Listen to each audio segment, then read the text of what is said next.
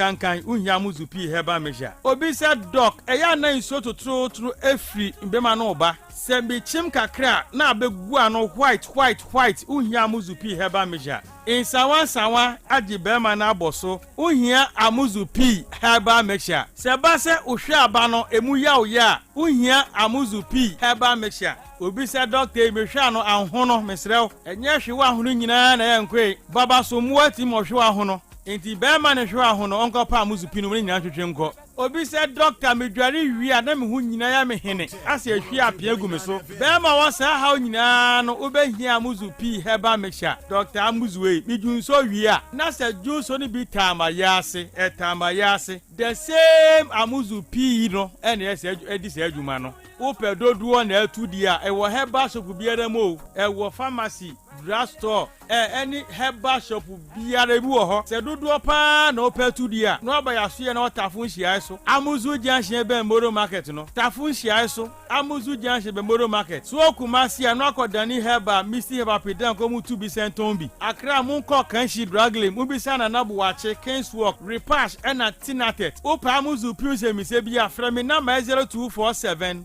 776743 0247 77 6743 amuzu pi heba mesha mauji hiochalo Otec FM 102.9. Don't touch that dial. Yo, Natalie, I dey cooperate. If you be girl, I dey operate. Yo, what up, Asante man? Multi-royal sports from Mondays to Fridays. Any total sports on Sundays. Shaka movement to the world. Natalie says so.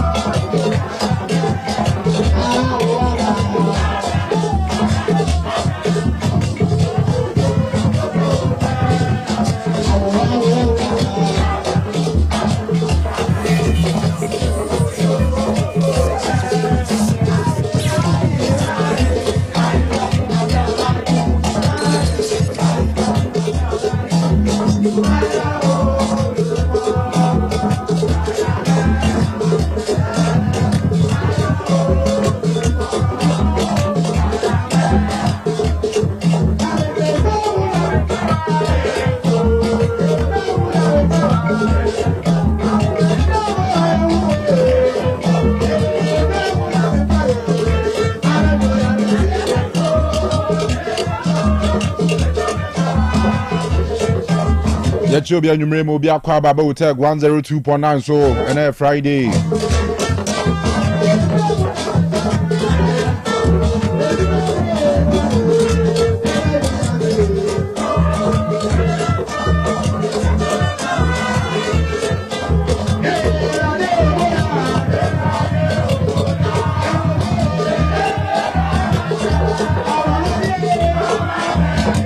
Yeah, so Friday, 10th October 2025. About non-swap pounds in Mount Dunkron. Emrason say, ya did Royal Sports Jumadiana bro. We a sports show a chat to an Outrimu Otec FM. So, Tebestre say, Unya Fidenin Fria, Obekoswa na Unia Didme. Enti Yabuabo and Zembe Brano, a Benumre. Ghana Premier League action, a course soon never takwa. Yade home, Amania Bana, Finyanko point more China. Game Kessie Bako Ewa Brankesi, Dr. Kwame Chase Sports Complex. Eho and our nations were more airball as home team to Asante Kotoko. The share how the cross city rivalry in the coach now Brankesi. Wabra Asante Kotoko are so far in the league or more and lose game or more and concede goal. We need 2 games about draw back home. One more third game and as a third win in the Premier League this season. One more Airbus gets to Nations FC Ewa Brankesi. 18 Komano Ebe Fahunina and how our game this year.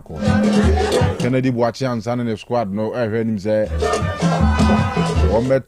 the previous leaders in the Nations Bar League in Mono. Kotoko into me saying that.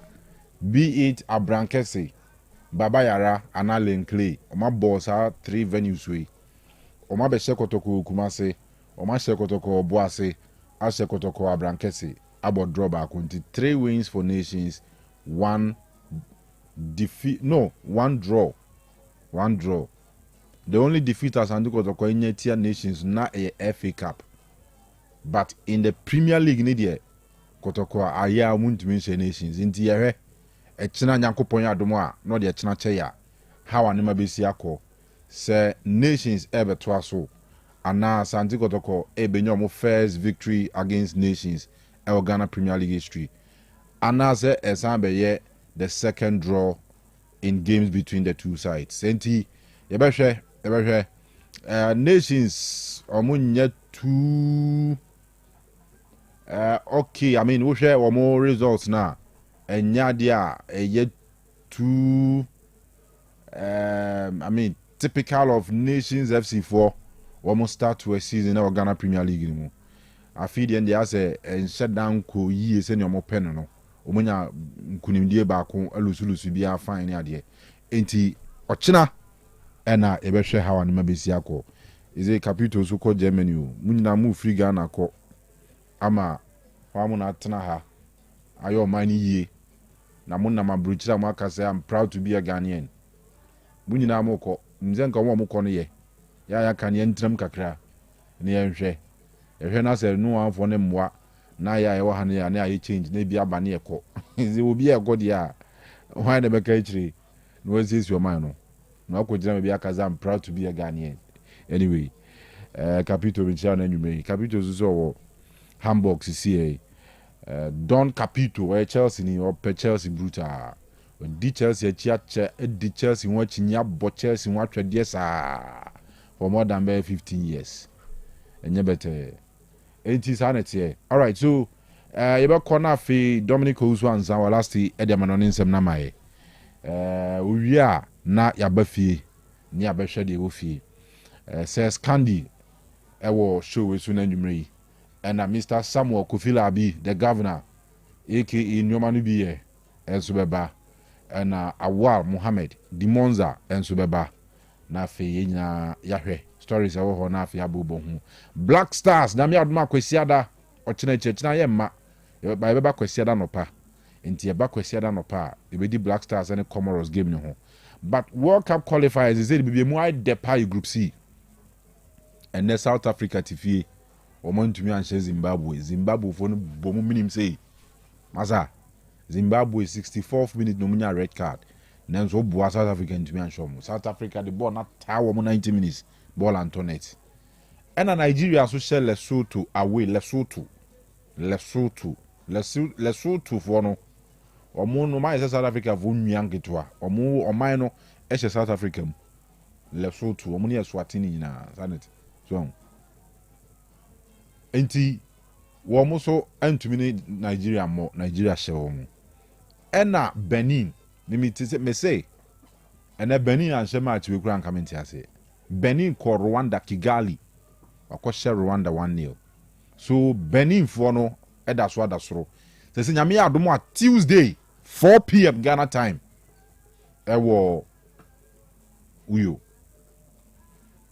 Goswe Akpabio Stadium ewo Uyo Nigeria any Benin se Benin etumi ko she Nigeria e wo Nigeria Benin e come first World Cup se Nigeria e she Benin a just Benin for no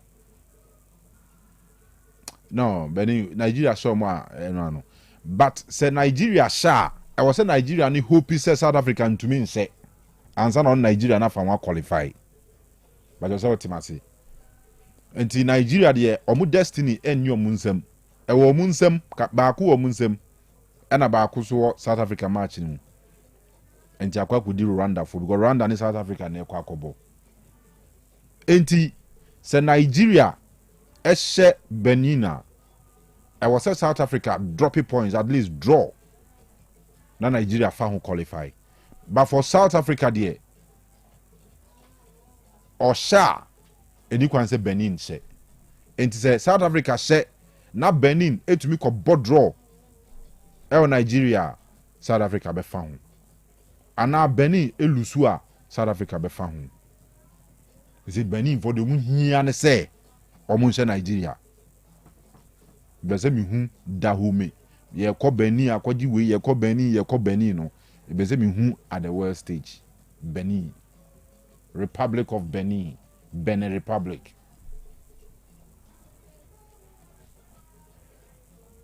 So, Otio Srebo, or say, Kanu, please, can't Kotoko buy Baba Yara Stadium from the government?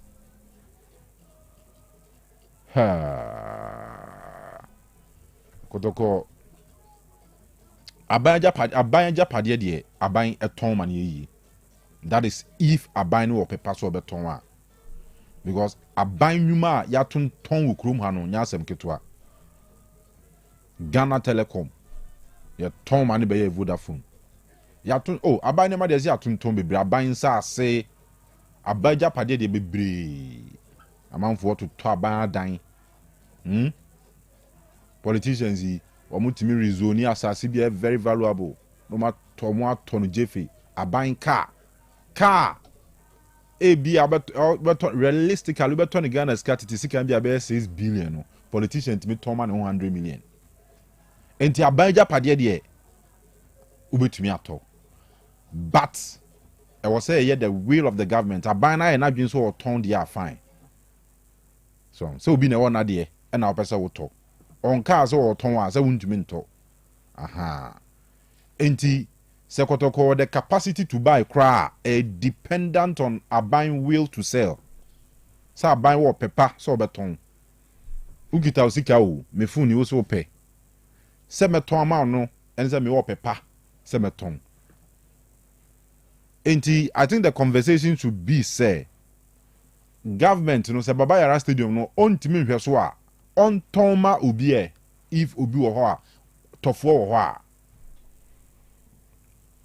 what I say yes because I don't know ontimi hwe so ontimi hwe so ba wo bisa se kotoko entumi nto baba yara stadium no otuo tuo serebo kotoko onu amu no na japade no onu o sen watimi ato bi watimi ato stadium kotoko sen kotoko usika team no me ka team no nka team ra me ka team no usika awo betimi ato stadium and they are the aban say wa ba or turn baba yara stadium kotoko usika betimi ato that's the question turn there abana show clearly for years say maintenance of the stadium no there omuntumi into the best thing is also ton facility no but tofo are available na that's the question because we have cost to multi-millions in dollars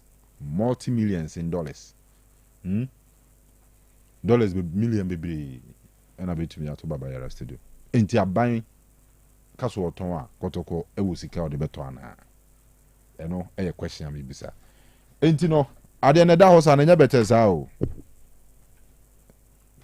wo kotoko nanu ade ya mo start adakoja ati containers yi hu dia kosi ndizi anwe ne sisi ho aye white elephant ma tusikagu whether say nipa o take up the project no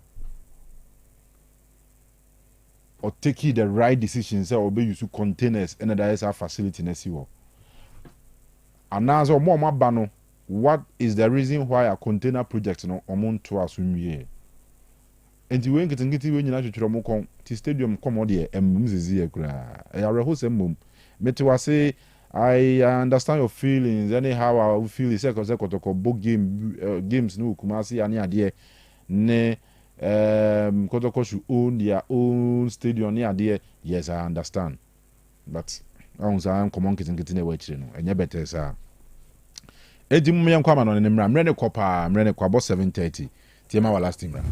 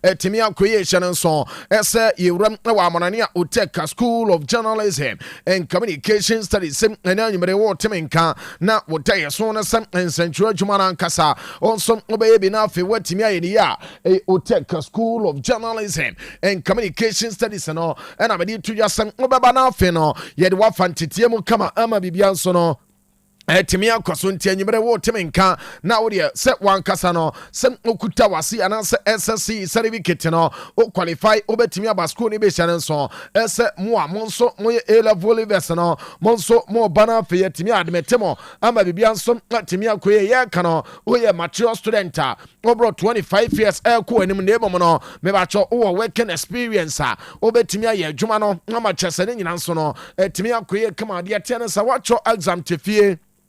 Resource and only a friend awaiting resource no mebacho another channel so SM Otec School of Journalism and Communication Studies From Sabra ba yeah admit on fino won some chassis so de uwia lectures one kasano or resource ne ba o de be bana fe yetimia file ama bibia some timia kwe kama channel so Otec School of Journalism and Communication Studies aso no e wo Otec FM ye fidua mu ya enti baby a wo bia no o faka aba se Dr. Mensa mebacho usi Dr. Mensa na de wo ne se wankasa no wonso wobusa se ope asawase taxi rank no ye be kire wo kama okwa wonso o faka na de aba na bibia so timi akwe otena ka ne mu a o ka che driving no ese obesi Otec FM mu a mebacho ahaya ana de ni nyina eno nso wo kama chere nso ese oba no na bibia so timi akwe ansa na obeba no enquiry sawuto ni nyina o ye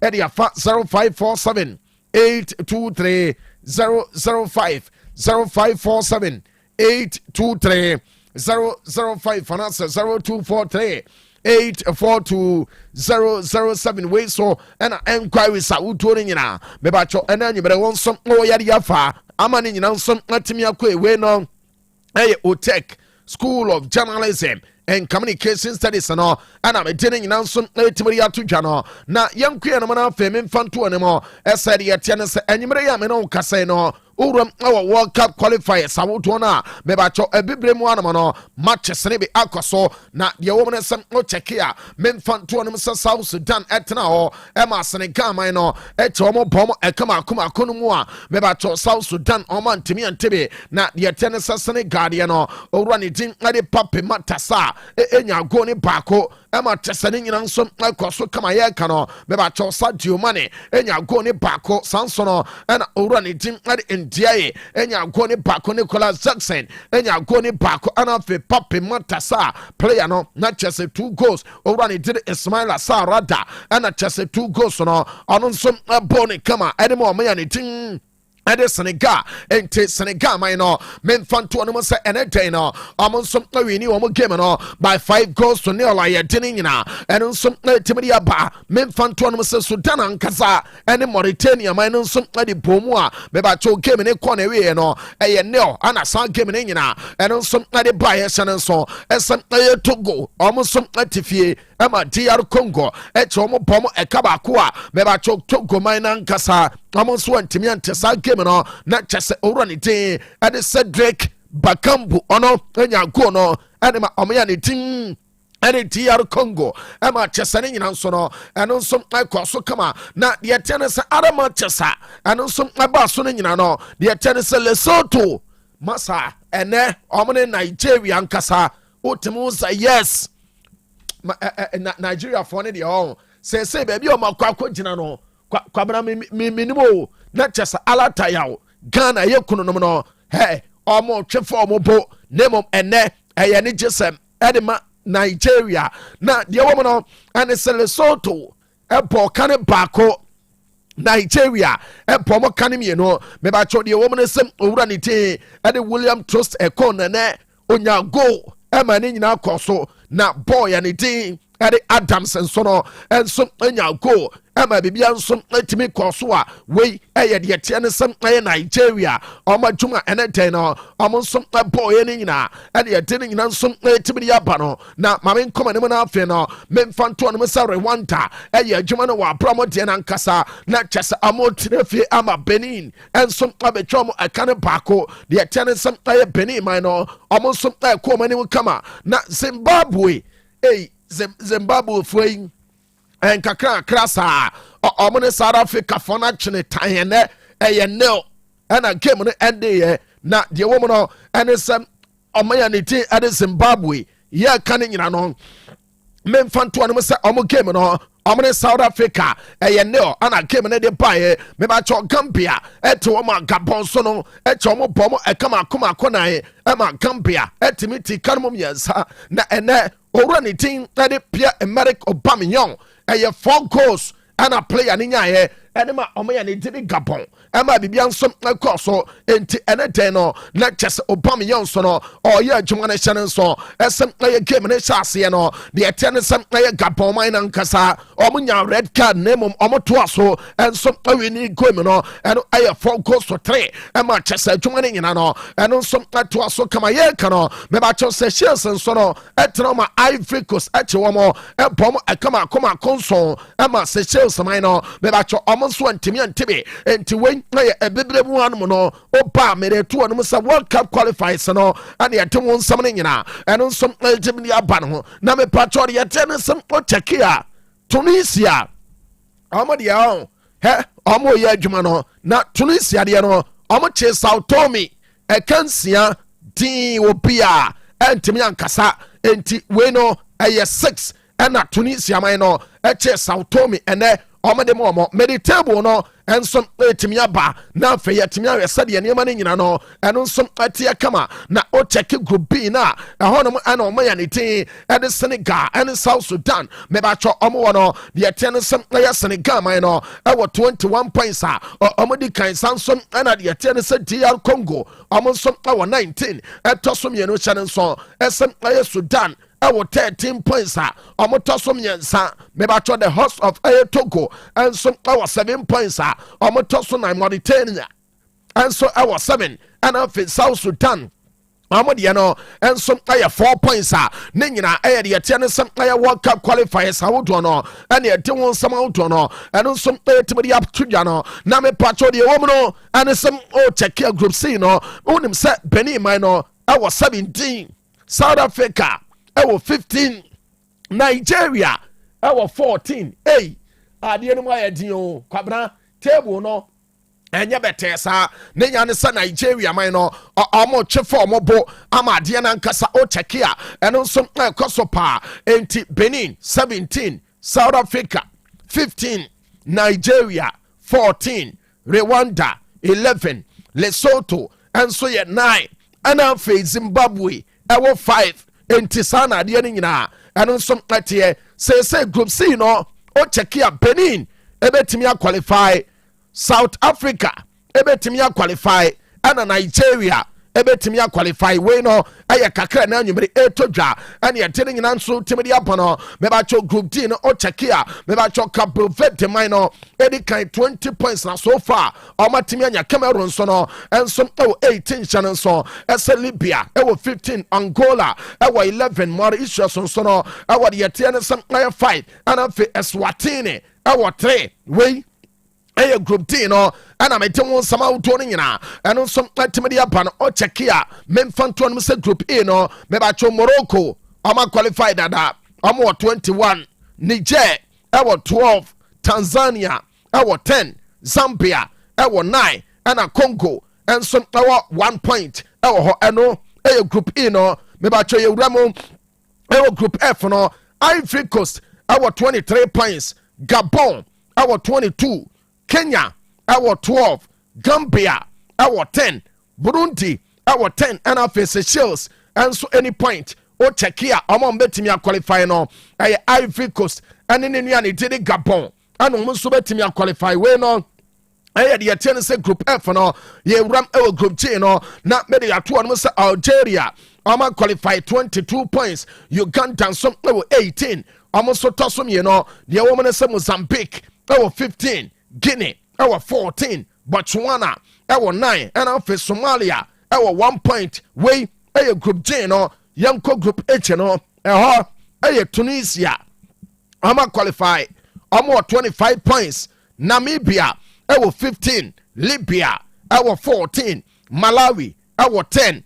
sanso na Equatorial Guinea almost some 10 points enya sam keto akra wo chese de tie ne se eno group H no ana fe Sao Tome so no ma me mfanto no se amoni point bia omo chato group H no so yenwram group I ya me ba cho oman kronkron Ghana ye wo no Ghana di kan 22 points ana Ghana ye wo me ba cho Madagascar enso 18 Mali 15 Comoros Island 15 the Tennessee Central African Republic and so on 5 points Nana Chad 1 enti we table me ba cho opa ebibrem wano na the various groups na yade ma sen nyina so no eno so etimi akoso ama bibia nso etimi akoye kama enti we Africa no memfanto no say World Cup qualifiers eno so etimi akoso no ene yade sansam ne nyina eno so etimi dia ba yenwura mo na yenko Europe ne de no me ba cho Manchester wodo eno so akoso kama na games akoso no ye ba be poadwuma no ama bibia nso akoso shanon so ese Germany amene Luxembourg ade abom game no ye tenisem ofedi kan no abada wie ye amaya ne tiri Germany LED by 2 goals to 0 me ba cho owranite ade de tenisa Raum wonya go ne baako ana Joshua Kimmich enso anya go ne baako enti 2 ana Germany ahye o Shannon so Salazon Bankman no me ba cho amonso ade 10 against 11 ana ebo game no eno aye kakra eba Northern Ireland enso no abokane baako ama Czechoslovakia enso intimate sanso no ana memfanto ya se Kosovo ene Slovenia game no eno so ne oferi kan no apana wi da da channel so esam aya Sweden so no ene Switzerland man de apoma me ba chori aten sam oferi kan no obianso ntimi che be ye ramo na yako group D no ehonum na me patrol blues omo aya France man no ye ten sam omo ya adwuma ne nyina na mame mfanto no mo esa France man ankasa bo adwuma no lecture ama bokane baako ama Azerbaijan yes eno na mini pabi wase Asafujan enti Azerbaijan man no abogo anasa omo tifie ama omo ya ne de France ato omo bomo baako a omo ntimente guess who Kylian Mbappé lotin ana me patrone wanya go ne nyina edi ama France man no na quickly me dey to anemo a check him aye France 11 ene owura ne did show edu ama gina mo no Mark Mignon goalkeeper wo gina Malo Gusto ensom ebo owura ne tin edi Theophilus Hernandez gina mo William Saliba ebo oni Dayo Pamecano Changui ene gina oban finfin na de etiene sem owura ne tin edi Kefran Turam ebo Eden Rabiot gina mo Kingsley Coman ebo Michael Olise ejinamo owurani ti eri Hugo Ekitike ebo ana Kylian Mbappé entim o cheke eno so no etimi akoso kama oferi kan no mame confirm sem adwuma ne nyina na chese France man no omo so ebo ne kama amba bibia so no eno so etimi akoya ye de sansam ne nyina eno so etibiri aba enti France lady by 1 goal ayanko ye ne mana afi no memfanto no sade yakapia ye etimi ya ba kama ama chese bibia so no etimi akoso dia Iceland man no eto ama Ukraine so no ato ma twa mo 3 a me patcho Iceland so no atika no mo paako ama adwuma ne nyina eno so etimi akoso kama eno so aferi kan no abana wi ye kama hya no so esa Kazakhstan up 4 omo ye ne dim adela Chester so no omontiminti be Belgium and North Macedonia the ashim game no ofedi kana panewe mamen confirm said Belgium nshebe sansom and North Macedonia omonsom nshebe ye dinin no and some etibiri atodwa enti we the etienne some matches owram our Europe nyina so no and some koso kama ye de sansam no and some etibiri apa ama bibia nsom etimi akoye kama enti weni ya Manchester eno some pan ena memfanto no sa friendly games awodo ebi todwa ena omache na omache dia no wonim se the Blue Samurai Japan for no omne Paraguay ebo 2-2 ama san game no adedi Uruguay so no ebo kan baako ama Dominican Republic so no ano so antimi ante me ba cho owura ni tin ade La Quintana ono na nya go no ade ma Uruguay ama bibia so no eno so cross so channel so esam aye Jordan eto ama Bolivia ebe cho mo kan baako a amo so antimi ante ma memfanto anemo ese Chile so no ene dey am na ukasa ebo 11 pm na chese enana judu baako no amo ni Chile man no ana se Chile ene Peru game no eno nso beto dwa sanso no ana Canada and Australia game no ɛno nso 11:30 na ne nyina ɛno nso timi aba so yɛ de sansam ne nyina no ɛno nso timi de ama kama enti wɔyɛ Manchester me ba cho ɛno nso friendly sawoto a timi aba so yɛ de ne nyina timi de ama ɛne anwumere wɔ so no so yɛnkuɛ no na afɛmi mfanto no mo ɛsɛ yɛ ba be di nkɔmɔ ama Chester ne nyina nso timi akɔyɛ kama na nkɔmɔ de a yɛ ba be di no ɛyɛ Brazil ɛna na nyimere me hyɛ me nkɔmɔdi die na se ɛnso atimi de free wɔn kama ama bibia nso atimi akɔyɛ mu a mote yɛnka ɛde free amanene ne nyina yɛnkyia mo na afɛ no yɛnka nkyia mo sɛ nyankopɔn kyia mo pa owura mo ɛwɔ Otec Sports Diaspora no mu a ɛno ɛyɛ amananefo no a mo nso no yɛne mo de dwuma no yɛnkyia wɔ bia mo a mowɔ adwuma ma anaasɛ mo a mowɔ fie no na kyɛ sɛ yɛkyia mo a mote kaa mu ɛnso drive ɛde akɔ fie no yɛnkyia mo nyina asanso ana Ghana hanam no ɛyɛ pragea bobo yɛ asanso no ana de yɛte ne sɛ trɔtrɔ ne taxifoɔ no yɛkyiakyia mo paa mo ankasa no mo a mote yɛnka ɛwɔ mo private cars mu no yɛnkyia mo nso a moba fie a kyɛ sɛ moadwodwo mo ho ɛwɔ mpɛ mo seesei no ɔfada mpɛm na kyɛ sɛ mo ankasa nso mo fie ama adwuma ne nyinaa mo monitor area free fie a yɛnkyia mo nyina ne nyina ne sɛ mo ankasa no mo bɔmɔden na kyɛ sɛ mo bɔ yɛkyi dɔm kama ama yɛadwuma ne nyina yɛtumi ayɛ ama bibia nso atumi akɔ so mewura mo na afɛmɛde nsɛm no aba ama kyɛ sɛ bibia nso atumi akɔ ansa na meka ɛsɛ Brazil na anwumere no mehyɛ nsɛm no ase nyina atumi de afiri na deɛ me nsɛ ka no ɛne sɛ after sɛ owura ne ten ɛde deɛ tɛ ne sɛ the don Carlo Ancelotti Euramo our Brazilian national team no mo me ba cho ana nwumere dia me nsanka ene sam se papa ne bae no o check Manchester on one kasa ene Brazilian national team no abo ene adwuma o ma ya Leicester program award ye ten se Brazil amo some football federation na so ya amani asopa adwuma papa ne ten ene Carlo Ancelotti abano entim ana nwumere dia me nsanka ene sam mpanimfo so egoso ene owura ne ba ba hwesem ombedi nkomo ama adwuma ne nyina koso ne nyina ene sam amo pesa mo extend ne contract no na ekona nim kama on so owura no ade Brazil man no kwa akobo World Cup no na after World Cup no na amati nkomo amo se wei amo ntwen emabro nyama ansa no makodo amakoto fada mpamawe wei eye fia kokɔ ɔmo kone wi a ɛno ano no entima ne gya no waba ɔno ɔmo yɛ adwuma no ɛsɛm ɔmo ne ti nkɔmɔ na afɛ no ɔmo ma ne contractor ɛno bɛboa paa ama kyɛsɛ ne nyina nso no ɛtimi akɔ so entideɛ ɛba ɛne sɛm ɛyɛ Brazil nankasa ɔmo se bi afane ne owura ne tiri Carlo Ancelotti edidi nkɔmɔ sɛ anyɛ bia owura ne nsan ne until 2030 anam se onumai papa when you say no and fear no na mode ma no yes CBF no say Carlo Ancelotti buy no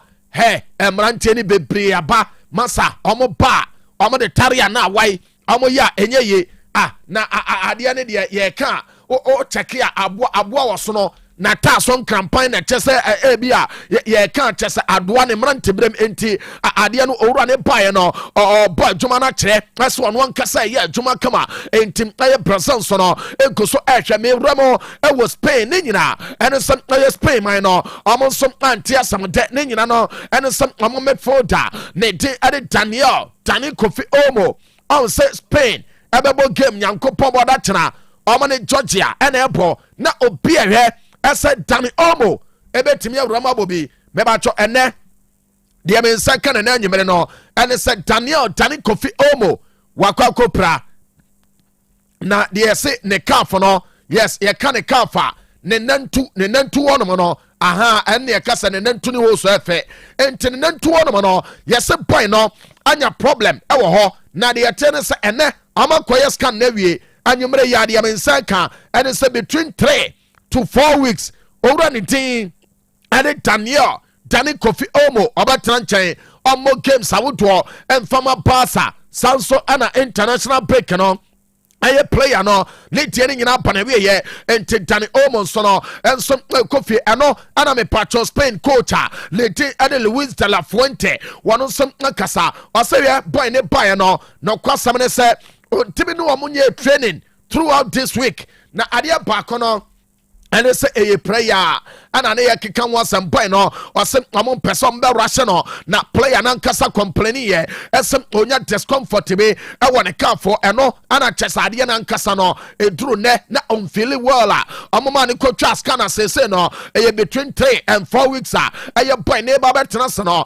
na mepatwɔ no mu na ɔwura ne din ade Ansu Fati ne din bɛtɔ mu yɛbusa Luis de la Fuente ɛsɛ yɛwura wɔn kasa no sese Dani Olmo pra na player baako a wɔwɔ Europe a ɔwɔ Spain ni sese ne form no nkakrakra ba ɛyɛ Ansu Fati sese wobɛnya kokoduro afrɛ ne de na ba na waba bɛ replace Dani Olmo memfa ntoɔ no sɛ manager no ɔsɛ yɛnka ɛmu obia so ntemente ɛsɛ ɔno deɛ ɛtɛ no sɛ Spain ɔma kɛse ɔmo net no wide a ɔmo yɛ players awodoɔ ɛnyɛ Ansu Fati nko a boys awodoɔ hɔ ama kyɛ sɛ ɔmo hwɛ ɔmo ayɛ de ne nyinaa ɛnso ɛtumi de aba maame confirm sɛ Bruno Fernandes akasa ɔse ɛnyɛ sɛ bi a Saudi no ɛna kyɛ sɛ ɔyɛ n'adwene sɛ ɔnkɔ because of World Cup ɔsɛ ɛnyɛ World Cup ntia ɛyɛ United bɔbɔ kɔ no ɛna ɔno ɛyɛ Bruno Fernandes nankasa obetumi ankasa na kuma no ɔpɛ sɛ ɔtena United na ɔfɛ adwuma no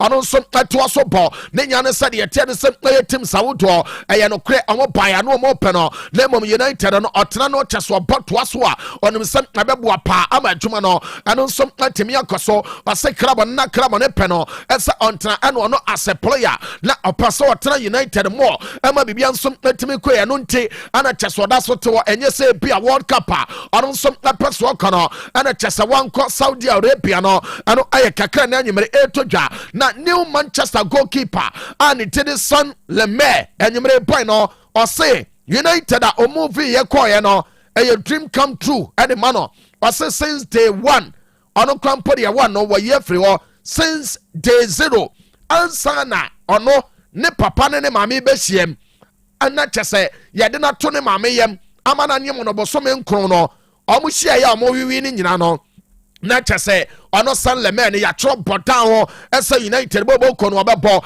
enti ɛno nti no ɔno ɔbaeɛ wɔ so aba no ɔhu sɛ United bɔbɔ kɔ no ɔmo everything ɛsɔ mbawe ne titles awodoɔ ɔsɛ ɔmo ne excuse bia adeɛ baako a ɛsɛ ɔyɛ no ɛne sɛ ɔno nso bɛboa United bɔbɔ kɔ no ɔsɛ ofiri Royal Antwerp ɛbɛwura mu ɛwɔ United a ɛyɛ step in the right direction ɔho sɛ ɔno nso no wɔtumi upgrade no hɔ enti wɔpɛn no adeɛ baako ne sɛ ɔyɛ adwuma no sɛ ɛbɛyɛ United bɔbɔ kɔ no ɛnneɛma no nyinaa bɛtumi akɔ so kama bɛbatɔ Victor Gyökeres ne agent a ne Didi Hassan ayɛ Katinkara akasa owura ne sɛ hwɛ sporting no na kyɛ sɛ ɔmo ne Manchester wie for Gyökeres ɛno mu no ana ɔsɛ na player nankasa no mo musa no ɛsɛ ɔpɛ club ɔbɛyɛ a mo sɛ ne United awie lailai ɛnyɛ adwuma enti wɔno osiki ne boy ne consent no lecture sɛ boy na adwene ne nyina ɛyɛ Arsenal ɛna ɔpɛ so ɔbɔ ɔsɛ no kwasɛm ne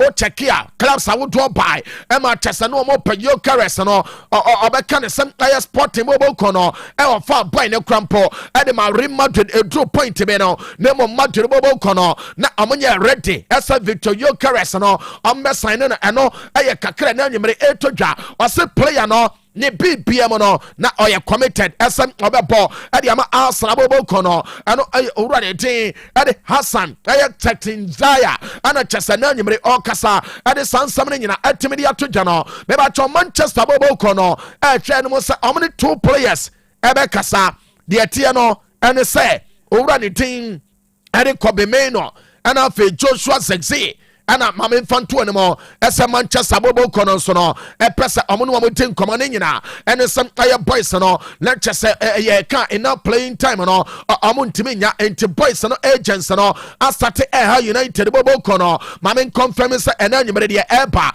ɛne sɛ Manchester team no ɛne boys ne ba bɛhyia tin nkɔmɔ especially Kobe Mainoo ɔyɛ player baako yɛ sɛ Amorim no ɔmpɛ sɛ boy ne bɛkɔ ne mom no Kobe Mainoo ɛpɛ sɛ owura mo ɛwɔ World Cup ne kɔkɔbɔ ne nyina ɛne sɛ ɔpɛ ne England nso no ɛkɔ World Cup ne be enti boy no ɔpɛ assurance de afiri manager no hɔ ɛsɛ adwuma ne nyina obetumi ayɛ ne kama ɛno ayɛ kakra na anwumere etodwa ɛne yɛde ne nyina nso etimi de apa no mebatɔ mo a mopɛ Liverpool update no anwumere de me nsenka ɛne sɛ Liverpool bobo kɔ no ɛhwɛ no mo sɛ Madrid midfielder le did Eduardo Camavinga ɔmo nsanso ebetumi aka no yɛse wei no ɛnyɛ winter no ɛna ɔmo pɛ ne name no ɔmo pɛsɛ boy no ɛyɛ sama ɛna ɔmo kɔkɔhɛ ɛsɛ Madrid ɛbɛtɔn no nso no ɛtɛm ne deɛ na ma ɔmo a ɛno ayɛ kakra na anwumere etodwa ɛne yɛde sansam no nyina ɛno nso ɛtɛm de aba no na Liverpool bobo kɔ no ɛna me patwɔ deɛ me nsa ka na anwumere no ɛne sɛ ɔkyɛke a yɛse ɔmo no ɔmo hwɛ sɛ anyɛ bia ɔmbɛnya center back bi de na ba na kyɛ so aba bɛyɛ adwuma ama bibia nso atumi akɔ so na deɛ wɔ mu no ɛne sɛ ɔkyɛke a owura ne din ɛde daeɛ ɔpameka no ɔnsɛm owura no ma memfa ntoɔ no mu sɛ aba bɛtodwa ɛsɛ ɔne baeɛ ntim no ɛnkakrakra saa wanwei a adeɛ de bɛtumi agu enti Liverpool ɛhwɛ sɛ ɔmode boy no ɛbɛba bɛka Ibrahima Konate ho ɛno ɔnyɛ yi a owura ne tiri magei makɔmfɛm de akyerɛ wo ɛsɛ boy ne deɛ Liverpool no ɔmo kɔ ho na mmom boy ne sese no ɔso onya Madrid a ɔbɛbɔ Liverpool go so ɛnso ɛwɛ no mo sɛ anya bia owura ne tiri magei no ɛkɔ kɔba sɛ ɛkwan ne da hɔ a ɔmbɛtumi afa no na afa adwuma ne nyina no ɛno nso atumi akɔyɛ a yɛde ne nyina no ɛnso ɛtumi de ato dwa mebatwɔ Madrid bɔbɔ no ɛnɛ ɔmo yɛ adwuma ɛwɔ Bernabeu no hɔ ɔma me Madrid crest na ɔmade finfam deɛ kyɛ ne sɛ Bernabeu wɔ no ho no na yɛne nkɔmmɔ mo join ne Facebook no ɛne YouTube nyinaa Facebook no ɛyɛ Otec 102.9FM Otec 102.9FM YouTube no ɛyɛ Otec Sports YouTube no ɛyɛ Otec Sports mo nyinaa mo join ne deɛ kyɛ ne sɛ Madrid ɛde ɔmo crest no ɛfinfam wɔ no ho ama bibia nso atimi akɔ so ne nyina ɛne sɛ ɔmo sɛ Bernabeu no ɔmo wieɛ no ɛsɛ ɔmo yɛ nneɛma pii ɛbɛboa sɛ ɛbɛyɛ wogyina outside a ɔnso ɔbɛtumi ahu sɛ yɛsɛ stadium no wei ɛyɛ Madrid stadium no enti ɔmo yɛ sɛ adwuma no wɔabra ɔmo sɛ ɔmo pɛ sɛ international break no ɛno nso ɛnkɔ na wieɛ no na ɔmo awie saa designs ne nyina ama bibia nso atimi akɔ yɛ kama mebatɔ ugly bobo kɔ no ɛwɔ Saudi Arabia ɛnyemere deɛ me nsa ka ɛne sɛ krabɔ ne mpanimfoɔ ahyɛ aseɛ ɛne Madrid ɛdi nkɔmmɔ for Vinicius Junior ɔbɛkae a sama nom ɔmo bae Madrid ka kyerɛ ɔmo sɛ ɔmo ntɔn ɛma kyɛ sɛ deɛ teɛ ne sɛ yɛse na ɔmo kuta sika almost bɛɛ 300 million pounds a ɔmo yɛ ɔmo adwene sɛ Vini ɔmo de bɛba abɛfa no antenta Madrid ɛwɔ ɔmo bo sese ɔmo sɛn pa for Vinicius Junior ɛno na deɛ me nsa ka no ɛne sɛ Madrid ɛne Vinicius bɛdi nkɔmmɔ about contract renewal boy no ɛyɛ na adwene an ɛna me nsan ɛna sese krampo no ɛyɛ team no magye de ama Kylian na ma de bɛka kyerɛ sɛ bɛma o ba sɛ ɔbɛyɛ adwuma o ama sɛ o ba bɛtwema nso wɔ ha enti sɛ wo deɛ o nsan a yɛbɛtɔn wɔ ama wakɔ Madrid ɛyɛ ready ɛsɛ 300 no yɛsɛ this time ɔmo bɛgye Madrid ɛhwɛ ɛsɛ owura ne tede Vinicius kɔ a ɔmo de Erling Haaland bɛba na Erling Haaland ata anim hɔ na Kylian Mbappe ada benkum awurade nyame ɛbɛyɛ sɛ gya enti Madrid anim wɔnom no ɔmo wia no sɛ Vinicius kɔ na kyɛ so ɔmo de Haaland ba na fe Kylian akɔ ne favorite position a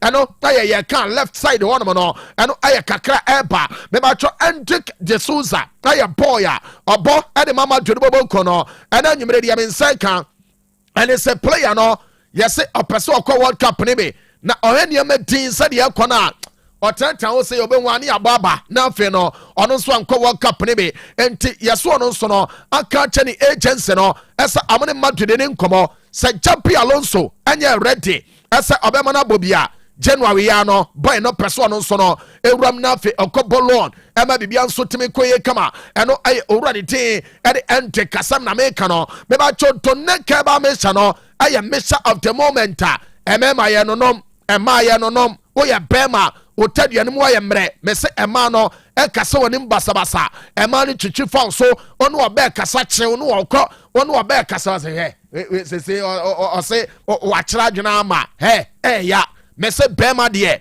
wankasa no amoɔden ne nyina no ɛsɛ firi tadua no mu ɛnso ɛtumi ba nom to neke ba me hyene me se ebeboa pa ama bibia no etimi akoye kama emema na mocho nso ntentem no eye to nek woye bema onu obate omuwa fa to nek tia no jai twitwikire no nanom to nek ebeboa ama tabia no mayetu ayetin kama na afre watimi dia wo brasha pana abɔ pampalu pakofie ko no ama adwuma ni nyina atoa so kama ema na mo nso no moye janwa juma enso eche ni nyina no eye to neke ba me hyana na anyimere no be ba cho mo nso mo timi abobobi ama ni nyina nso atimi akoso kama oba wotena wia so eto ne ma che ni nyina no eye to neke ba me hya ono no mbia eno nso abebu apa ama bebia nso no etimi akoye kama oba wo skin no aye rough obekasa wo ho na ese ono no to neke be ebe ma na toso ama bebia timi akoye bebia tonton adropia obenya to neke be nemom ope ebia bako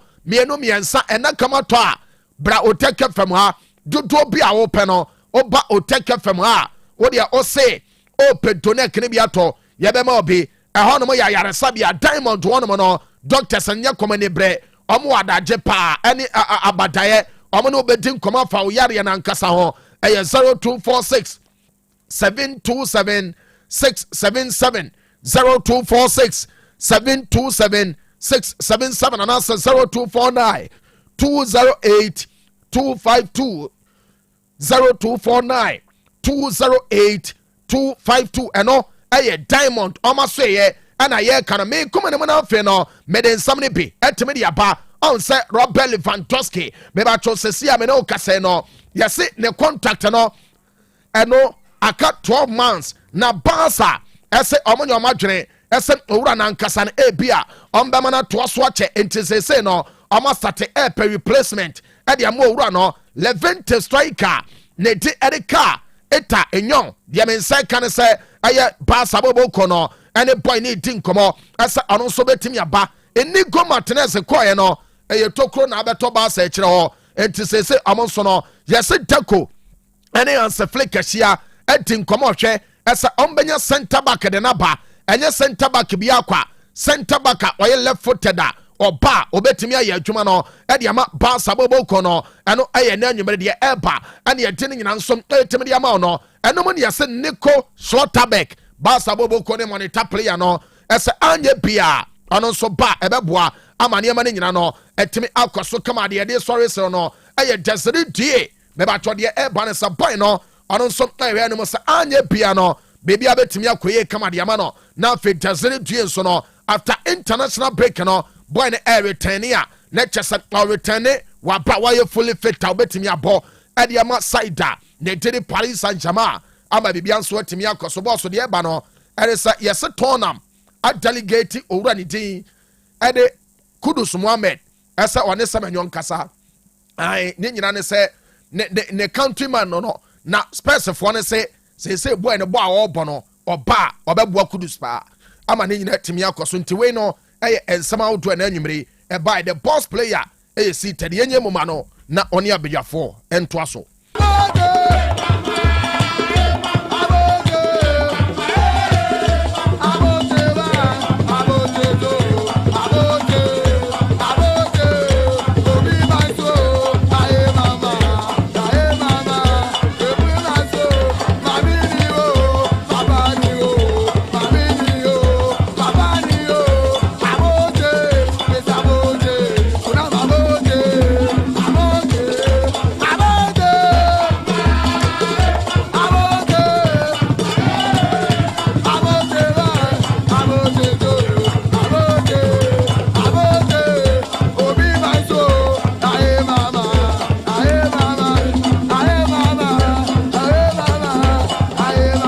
So about our last year say na ya to Jumade no for na Friday nti ya was here Vema Plaza so ye na edin komo Dr. Rewa doc boko de legend you rather do beja Mike no koso ga na aha pache enko aha okay we are fine so ho ye na me adaroma yenkwe na sure yenhwe nkoma de man na nwumre Mate legend me da say ma me nchia na me nchia etiefo na nwumre mu tie 102.9 Otec Royal Sports Open Sports Show do Friday I'll be at traffic in ya so akọ Vema Plus ye ba na yenso ye de apom de nkomo e de abeka ho because utie a presentation no utie papa mu no na se wapomodi mpo enkoye mawa eya wonya nije entumi emfenti me pa cho wote vema plaza ye ne produce eye prostavite edge drive little and dinat capsules me pa cho indre a natural product a ebu adwuma pa na wote eye prostavite na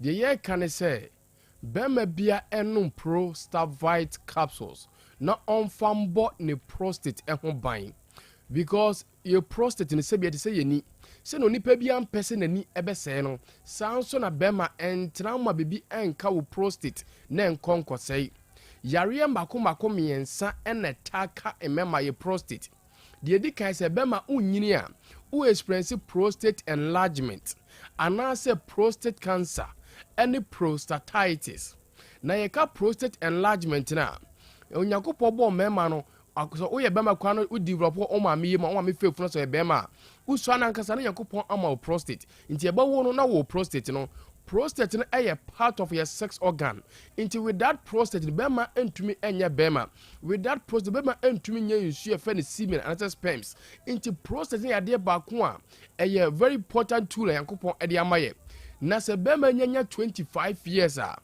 na nipadua nyina develop awie na so ne prostate nko ade onyini ko na prostate nso enyini onyini ko na prostate nso enyini oneti abahwa unya wuram 40 years 50 years a odwonso ente na wo ya branch o 2030 nim wono obosa na odwonso sem na asa kakra obosa odwonso na dwonso nim apa amienu obosa odwonso ntentempa senka dwonso kanwa ode behya ho kakra nanka ebia 1 minute 2 minutes ko papa dwonso no chairman untumi Joso kan wan tuam ni kapena dwonso egu e cheto prostate na ahono ono na vema pase no prostavite capsules se wono prostavite capsules a regulate prostate no e cheso prostate na no se na be enkoye kase bebre na enkonkoka ade afa ne se eye bladder e kan wo bladder na bladder ne ade asebi Johnson fini egum na ye ma na waka kire adwene wakwadwonso se prostate ne huna na koka bladder na eya odwonso emaye etimi affect urethra no drobe no na connect to the bladder no nti bo so odwonso ne maye odwonso ti se wo chim ansa na dwonso na ba me pato ye nwonso enchim ti se odwonso chim a oyare odwonso ntata so a oyare in a day bema onipa bia wo ye healthy no wa pomode SPC ta no eso odwonso at least 8 times in a day to do so more than 8 times how especially bema kwada na joa untumi enda nobody so sa ansa na de ache no yare honom ono ne se no prostavite capsules and mama infections eso ehamo me pacho won say obema no rises be gugu ho eya obema no mi ya wo ya ubie obema no na se to we Joseph Antokro nda no ubie mu na hwe obema no mai call infections na abasa no obema no fon na efon utonso a na moja edi Johnson na chi sabi oni obada na husane wa hu Johnson wom ukọ toilet na wo chima hu sio fitebze fu bemum eba eya obema no hyew eya mu kekao eya sabi ohwe aba na ba ko ya wo ya ebu asa hono eya infection gonorrhea syphilis any other forms of infections are when ya ewo system no se wonom prostavite capsules na etu ase e de fuel e de amount ye ne no ma no so enom prostavite obabeka doctor dey ntia become any prostate yes oba wo ni prostate but oba nso wo bladder sebi nso jonso oba oni be ma di nhiem ewo mpema utumi nya infection gonorrhea syphilis chlamydia yeast infection oba utumi nya ye ne anom ma moko public toilet baby asebi ukọ jonso na ogya wonan no oni edom dodo na wisu de bia infection empa woda on say wasekeka on say ya insio bi gugu sabi ebon pa on say wasekesia na eye on say no kru da what yaw because of infection so won so onum prostavite capsules a etu sa how na se e de fuel e de amount akwada wedi abro 10 years a enamire oda odwonso waya junso krobo obi so tiemi wa onya 35 onya 40 wa wari awo ma nanso oda odwonso oye bema oyoba wo how our bladder no prostavite capsules bomade free 0244 370 702 0244 370 702 ana 050 210 4343 050 210 4343 ebusua entra me enfa rubber entu be memu mentwen menkodu sa level no sese onum pro star white na tumi aboa legend ye wo X drive capsules no eye memma nyina product X drive capsules no oye bema na sawunum bia ompema gudie koye oye bema na so nimbia wapomode ekoye babapa ene memma no exodus sampa omonum X drive no omutumi fire omoyerenom kama omutumi gina omo na so di agro wompem enti enije aba me pacho nyankopon ma good weather na nsensuo to kama weather no very good enti se untumi nje matcha na wo ha oba no ono yere da dem se bi oba no nyare bibia ye fine so tumi ne nda e be se oba no ha enti oba bi tia ware se fon na ofo bi se na se bibia anya no ena se ne kuntumi ne nda e ma na tenka emba wo ye bema untumi certify wo yere 1-2 de bania na ho esa no sisia na ho esa obema na sori mpa ho din bia ni wo ompo de wonya tenka mpo mo ba wote ase bema woni atenka mo ba because of say unyiniti dabi bema unyini a ono nkyere sabi wo say obema so eyemra untumi ni oba enhyem ewompem dabi woni say error bibi na enkoye ewo system nim ebia sabi wonya yare diabetes wonya pressure ebia wonom nsapa ebia sabi wotwen wusie bi that kind of lifestyle no ni nyina affect wo mema ye oni tie so ye bema eyahwe wapom din ye hwe wabrabo ye didi ye na ye a bit of exercise na tumi mboa se da bia da wo mema se be koye ede amount timi pacho entena sati so na obema enwu da bi unwi ti ade na so mo obema ewu oni ne ye se enye quick action so we quick action now ono no sabi tempera inti ada wanya bi na de nimguase abrew ono no mpo bedu babi no na afi wo no ma body nimpo en respond biem ade na won for the right treatment no for the right approach na hwe na san ho yare won say wo erectile dysfunction obama no sori ahodi anim obama to bi ko en sori kra on say wo ho sabi ebantem eye el ejaculation no ho sane wontem mpachonom X drive sawonom X driver ade bia ma obama no ayemre ade bia ma sabi hu sane wontem no X drive no clear edifiwo dodo na aye angwa dodo abema ada wuntirimu abenkwan yedi katenkwan angwa mo yedi ni nyina no ayangwa fe calories build up ewo yentirim kakran inti emre kwa anim no sabi na esi eye intiri kwan nti sa moja akoma no pompi moja na entumi mfa ntinim se ne tumi fam no nti bosara moja dodo enko ba mamu na watumi adi agro ewo mpem nti sa wonom X driver sa cholesterol na eye osi akwan no na moja mfa wuntimi no ebene ne nyina edifiwo ed emam na ma ntirim ada ho se ntirim da ho a obema sori a ya tenten kase kama because ntirim nyina no moja ne be fele no kama tubo sampa na wagina wona so na watumi delay ejaculation the number of bladder ekowuntirim no and how long I'll be last a wompem nti sebi mu am ho bantem mu am gemu ntem na nam se moja dodo na enko be mamu no oni ti sebi hu sana wontem no nom X drive capsules obedi agro wompem papa mu asebi mu hu nsuo entumi enyem oba mu am be ma ewe papa mpemfo no from 60 years going adansidie no eye bebre emmem modi abru 60 a no kom be mesini tira so mo nom X drive nei eni da so aba be ma adua homache a me pacho be ma sorry 4 to 6 untenya eye early morning erection bi ubasore bia be ma da wodi ehu pa mefe ni agro be ma ewu echese nioma enkoye sese onom X drive capsule memo mo ye dwumaden carpenter mason plumber driver wo ye dwumaden de bi otatena otoso saa otena sesa ni nyina de edisisi yaw ene nioma na de ba pemu no aba affecto tenom X drive ntumi mu aw no apom de mema ye ntumi ncp sita enfama onua ye wo little me pacho little capsules no eye one product a kofo edi wadanse pa legend little no eye product a good pa sabia wonum ewonka anaso motuam ewonka uhia little uyi amama na uyi flames pa uhia little capsules ye wo dinat no oba obu wonsa wote yaw ubu wonsa emaye ubu wonsa na sabi ebia kem anase bosome so menses emba why family plan ubu wonsa wo how ewo mu no onso onum dinat capsules emre ne ko inti yabobo so me pacho o your babu nsa emaye ubu nsa wote yaw o your bi wonum e wonka wo motrem e wonka wo ya maman pa wo didi ase duane gina wo be ma odwo nso emaye ye kwose o katita ana process aye kese be ma sabi o mema sab enkoye oba infections e how o jonso sab enkoye a oni ani nkomo 0244 370 702 0244 370 702 ana 050 210 4343 050 210 4343 me pachoko herbal shop former so bia also pe Prostavite X Drive Lito ena dinner tontum bodro ne dia phenomenon no na yentum eni woni kom herbal shop former so bia no product ni bi e ho papa ti legend enen komo no ye fa nsi look that's example the Vema Plus Limited wa mununu na watu ho na mon tempera nsa na too late enti that's a dog besaba na wabeshemu kina but yet waso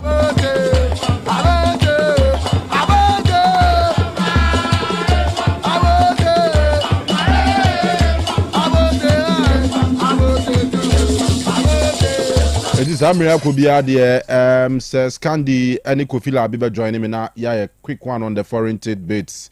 Our last to go or nafi we are. Yadim Komo Kanu Atuamuso.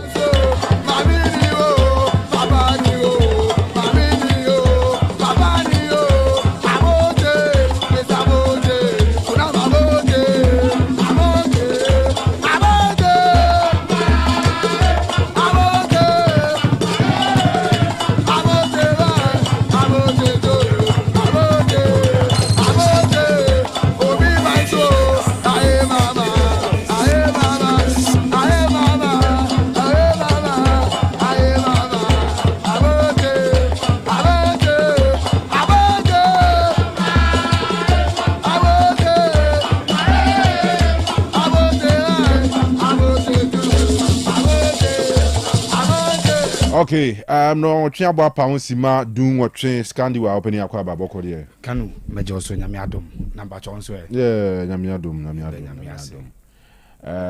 Monique ya no ahwe. Ay. Monique Idaban new site. Okay. On Odoba Kun Sport any dia Odaban new site. And opa bia odi nyansa po voice note eba. Enti Monique so ye ebusuani wa ha. So I just say, okay. Odoba Kun Sport Daban new site. We the cable side ho be. Okay. Or say do you maybe or more person our sport or no much sports. So what I say. Enti mo amwo ho anwumre nyina ya chiamu. Nana adonten hene. Nana nua koyebo a ona ya adonten hene ma esanse. Nana Chelsea ni ya kotokoni. Na Scandi eno frame penny frame na you could clearly see how disappointed are with the fact that continue more match no ha because say why pre-arrangement say aka Sunday or no ne wife and the man na for the first time called the Meba Stadium. Oh, Nanka Fra. General na do tie na ye breaking news ne say anya maso ha no. That's a broken heart is here busu animu. We breaking heart. So Sunday outing planned Sunday outing no anya maso. Enti my encha there for numere. Sure. Na adonte he ema esanse na nanu akoyebo a ya mishira ne bebre. Osan Chelsea ni when it says what to the nanate then and saying but was in the Mao Barcelona so on TSC say the man able to mention Barcelona players needing bakotoko muni bakokra and he are taking upon himself Zenka starting from the Africa no Russia say bana wa momu a bit of orientation about Asante because no ma kuta legacy ni mu abusu animu because that's bia no say kotokoni bia ni abusu animu na ze be hardwin sure ntino obese the kotoko legacy na to aso that's the biggest problem in local clubs in facing and saying Yeah. We lose fans to the foreign clubs. We are not growing the fan base. Local has we are losing it. Kobi Senior na boko there. oh radio adumni ahwe Bedo nyame ase. you know money be here. That's right. So there no sir. Oh yeah, be here. Okay. All right. Yeah. All right, and mama yen tinsi mu e. Ochano pa so mu available e o Otumfo Park. E channel pa. Oh sure. Ye school for no ye san abobiem. And the last semester no buy and na e boring. Go near show mo. This semester no mo say I'm the better. I'm metio mo. But with the SRC celebration, SRC week celebration. Nti ye there no climax celebration no. Nti ye be a ball football ni we are enumere o me dinner and awards night e wa ha. Nti sanity. Oh, this week there in fact my DSR my experience a lot of SRC weeks of here, but we there We special. with the mopidem. Say you crazy or more pool party. We pool party. Sani atete. Oh, me meshie bia. O my dressing come out omoko. Aye. Oh, there's a more there. Meshie bi o asia ha baby. When I was island. Ba mi bi so mo so ebi mu so munim venu no. Wow. And what dress here be? Omo No initial plans and come call Barricades in there. Think from Barricades no ma pool party no. I'm beton so mo dware. Aha. Like omo Germany no mo arrangement and car. A member of parliament from Enshia South Bebra. Yes, he was around. And I know so Fapim ne other business gurus and so yeah. Be you know me did him come on here. The air can you tifie be a woman. A full-fledged tertiary institution. Oh sure, yeah. School we ama Ghana about post you for national service. Yeah. It in ye brabeje 3 months training near my certificate from radio nya bia. And you 6 months the bia. Where full tertiary course now about. We diploma 2 years. 2 years. There's 4 semesters. 4 semesters. And tinya good ye been you know take to per radio school papa. No wako we are would say any that's one that actually be that anymore. And you know test school. And you see one pride I am taking from the training institution the master students here the fact say these students are able to go out there and prove to we as I say omunya proper training. Sure. And there are a lot of the guys no ho no more we school and when you adwuma ebi kura nya adwuma while in school. There's one guy is the only host to sports or a local remo no asase. Yeah, asase. Where student were? Oh sir. Yeah. Ebi mo. Yeah. I mean say ebi posti artworks be na saying yeah. I do say they are our commentary my wo Abrankes no. Oh okay. Omafa no. Oh wow. What I say. Beautiful. So that's the beauty of Ejuma and Penifo Yenwa. So you can imagine say the likes of Santiago Mo Alfred, who has been around teaching students, journalism students for years. Sure. And that's who are around.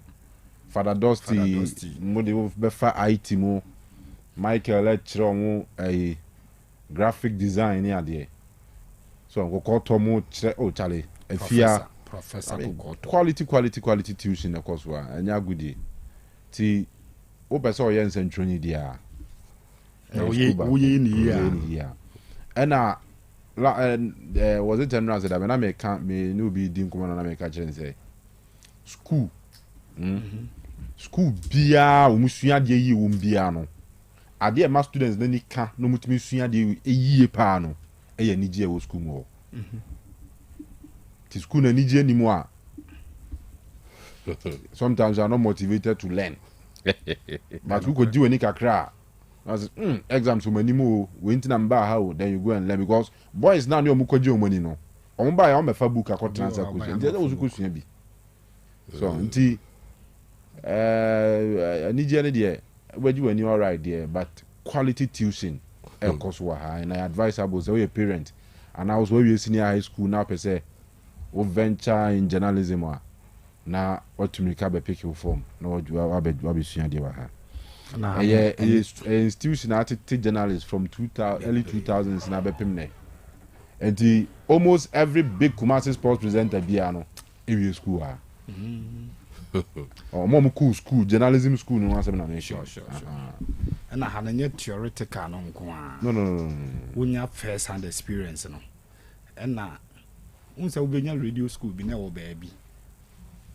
Now, more honey, the work attachment, no go try in the work attachment to radio station. But I had the piano. You may see somebody who motivates you for a Jumana, you know. Because the same compound now, and at these top presenters are able to take in, you know, as I am more cover. Until there is evidence of Adena person in a dark channel. Yeah. And those people are also approachable. With me approaching on man is spicy up the intentions now when I saw the back school. I be said that maybe a person to say Mr. Kofi Labi, aka near many be a be a person to say senior Kanu, or person to say Demonza, or person to say Kokoto, you crop be a muninano. When you be saying who so all cover, which motivates you for a Jumana way. Sure. Till you are not too distant from the job market now, person or say till you blend with even the professionals now. What your monkans and because when you say interest or person or radio Jumana. Sure. And that is the perfect atmosphere. Otec FM creative environment and me say obi a wura ha bia Kofi obi wa ba ha bia do be ye adwuma anoni e besan kakra e ka saa menim say omutwa bi fruma bi to so say dey yo saa cordiality uzo bi wura ha to fix straight in taking too much time no obi o wa ha bia anya saa rapport na wi environment near friendly, fantastic.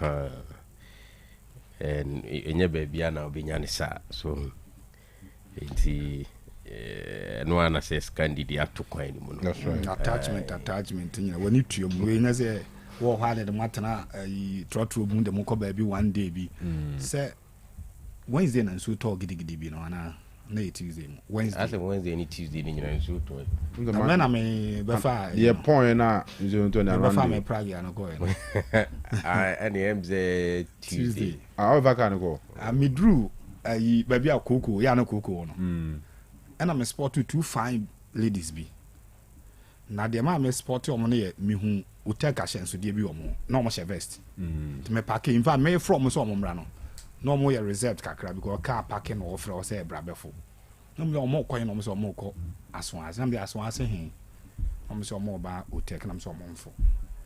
Ti omo yes omo first one yes of one who me so dey na me share Otec outfit. Ayi ohema de no. Ti ohu ya no say oh okay boss and o chiam no mo fro kan. Ti ye ba nyina no na ye di nkomo kakra. And utimi so omo interest. A omo di wura school no no. Obi asa gusunsu amomo ama me so no kom so mo fa news or not ho program because so am so no more experience no mo nyante so no mo say sa live experience you would want to kill off the fears na wo no kran sana what studios wo coffee so wo ye adwuma and I yembo management na baso for such beautiful environment no ma create we have for students on bahano and a rapport on mobile community minya ze omo a na ma selectivity aba newsroom ma benya first hand experience omoko that is beautiful labo baby a obi amechia all right the ones are opanyi nyame adomboko na so nyame adaruma no be can say Kotoko ntimi to baba yara in my intro no or testing was Kotoko ntimi to baba yara mfiri aban ho so na me chem say ade to de wo a wo to no usika aye ready ene de oton no opepa so beton because aban japade de e sellable aban omo ton aban japade rough ukroma aban sa see good rage ne the nyameni ade nyina rezone no anu madumahu so mo atuntom mo aban cars obi a won't be da aban car obi won't don jeff man ho na nse hu sense BPP ya mo baba yara stadium no say one political party e decide say or tom ho a vaze bia a party bi si so no one agent say baba yara stadium no omo ton ma omo ho a meet ma ton be 20,000 Ghana cedis 20,000 go be 20,000 na say obi talk ka bi obi to wa hu ka wanti o na say sa cars no bi a bi wa ne boy 3 billion 4 billion no turn photo maximum 5 billion SUV muna ya to buy after 4 years ya discount car na man be less than 100,000 Ghana cedis. But so discount baba yara beton 20,000 diare to say na floodlight no kwa na go bizani ka no oba say floodlight ko e ka mum ka ndie politician won't go more time more baba yara stadium 20,000 Ghana cedis 200 million metal. You see the point is me sure say is up for sale. That's the first thing. That's first thing, yeah. And even if it's up for sale, well, it be a location, you know. Say Kotoko besi fufro there say obi to me ato. Na YNCC be a sefate bia manabedru standard. If you ask me, I don't think that advancing this argument could be relevant because they infantry baby. Because there's no way. Even Kotoko will have the capacity to buy if the government is willing to sell. Oh, they can buy. Buy, say. Are they Kotoko Timin see stadium? There be. Kotoko cannot build a stadium. No, they can't. Why? Now me to me angomunye. Ebi aye no munyanye o madwi so mbe ba Kotoko should be able to build a stadium. Baba Yara stadium na Baba Yara say enye 42 say na Kofi 42 maka na ketwa sa no no boasi kura ka say better link senior abakese you ka say better senior Kotoko aye na dwen so peso si stadium obetimi asibi abese 50,000 capacity stadium cra. How many years as now? DBC. And it doesn't matter whether 5 years or 10 years. Container yeah, for 5 years. Container no. Senior stadium. Bayara history kay Kotoko diao. So who name say? Kenya bind dia. Kenya bind dia. Say stadium Bayara stadium and kasa history no. History need to say. Oh, what dem about history no.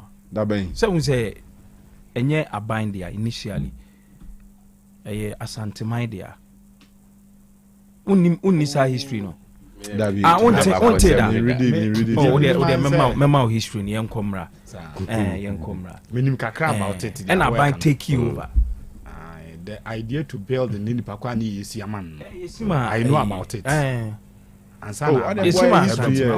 history so about history am kan dia mente da mo but sebe mo wase obi so na adwin so si stadium ahye Kanu ani mo nyam no obe ma ban abeje enkomra mebo history no enkomra mebo history no rebuzi obeko abako se mu na eja mebo history bibiem but mean say bia what da na mischief na ba say the ti bia the moza sisi ya buy dia say ya buy na make say so yes. But I am saying that Kotoko can build a stadium. Baba Yara is on Kotoko can build it. No, they can't. In how many years, Kofi? Me fan say maximum 5 years. 5 years? Yes. And you're attainable. Maximum 5 years Kotoko. Na say Kotoko they say you fund free fikesi. Enti je say wahene catch one we see dia che Kotoko. Say na say wahene team. That be two different entities. Say football ref is a football club no jiran baby. Owners jiran baby. You get it? Enyina baby sao. Oh that be say Chelsea. Only Chelsea nya issues is here. You can't sue Todd Bowley. But you can sue Chelsea. But Chelsea is an institution on its own. But institution is represented by individuals. It doesn't mean that individuals in bottom secret institution. That's the point here. Oh, but say if you form a company, there you will invest. So what you say, you own it. But football has gone a drew stage beer. Sam Merano and Yajuma football. Football. Into the sea, Kotoko team near Wadia. That we confirm about. Can we say, can we say that see him say and van say there's X amount a woman shafu to one Kotokodia. No, but menshia betimi create a fund for Kotoko. Before they create it. Can we say see them say X amount in that menshia account because they own Kotoko can make claim say almost say sika no.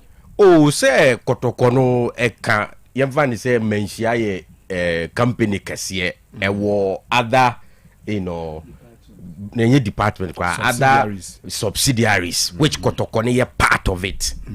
So what you say?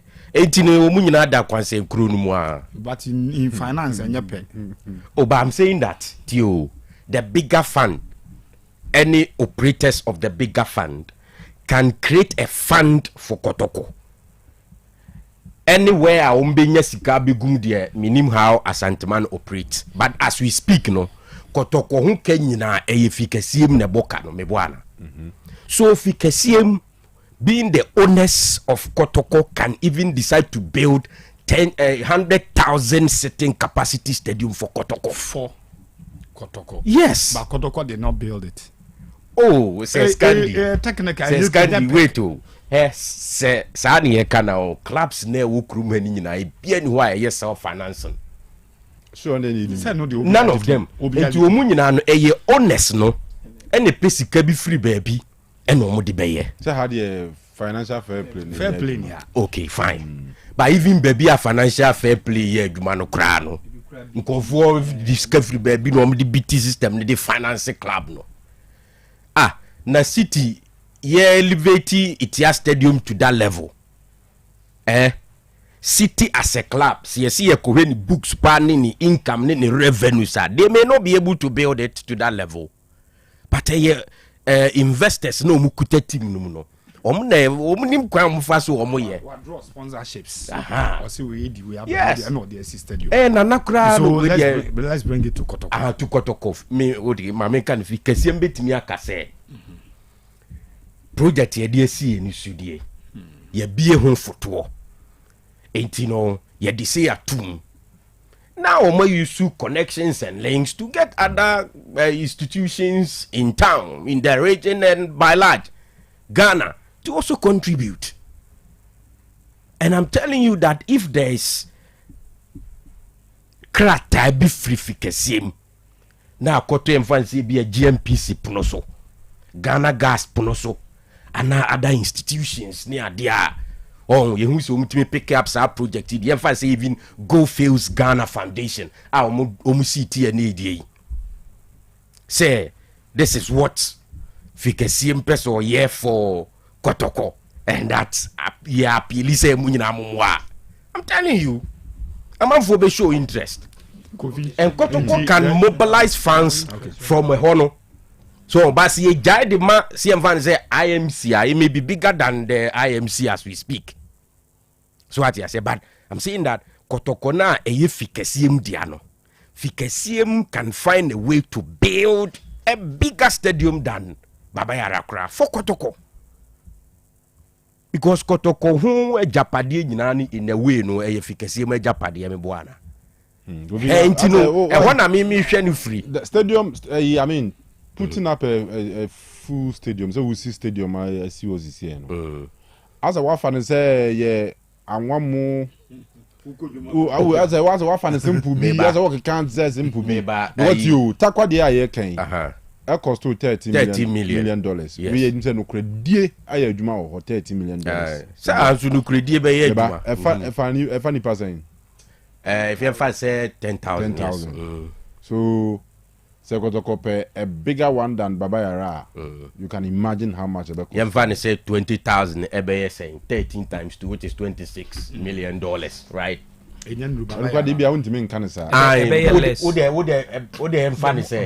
We are looking at 40,000. So we're looking at 26 plus 26. Let's say something $52 million, please. $52 no $1 million. Yeah, for stadium.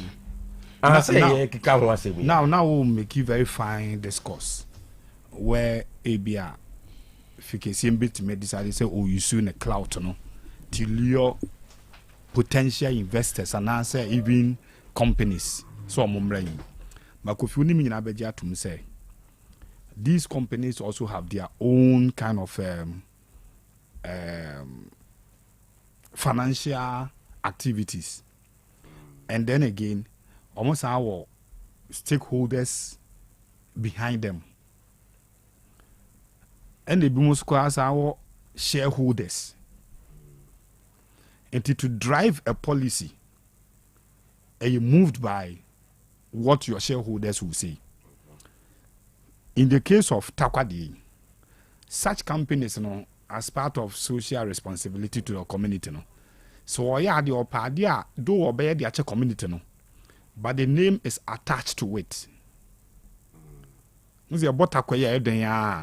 thing will come. But where you make a contribution into an ongoing project, which you may not directly have your name associated with, the company may not contribute the quota you think or you're capable of doing it. In fact, what did they make? See, a stadium, as you are managing directly like GMPs in the sea. Now, GMPs are ready to cough, let's say, $10 million. Someone yam fan can, which they can. Bet me. Yes. But don't forget almost shareholders, almost stakeholders. Agreed. You need to go back to them. And now the ABS, I made and said, so say, I deal with Takwada mine for Nisima Kotoko. And sa pool of money now, they need to a bit my era. A bayra not in the sense will be foul. But make us see project anywhere, you may not have your name associated with it. Though make a contribution towards it. A bit quite difficult to be getting figures in terms of money to the continuous as a too direct say as a if there is that call from Asia, people will just rush in with their donations into a pooler. A bit in the SC.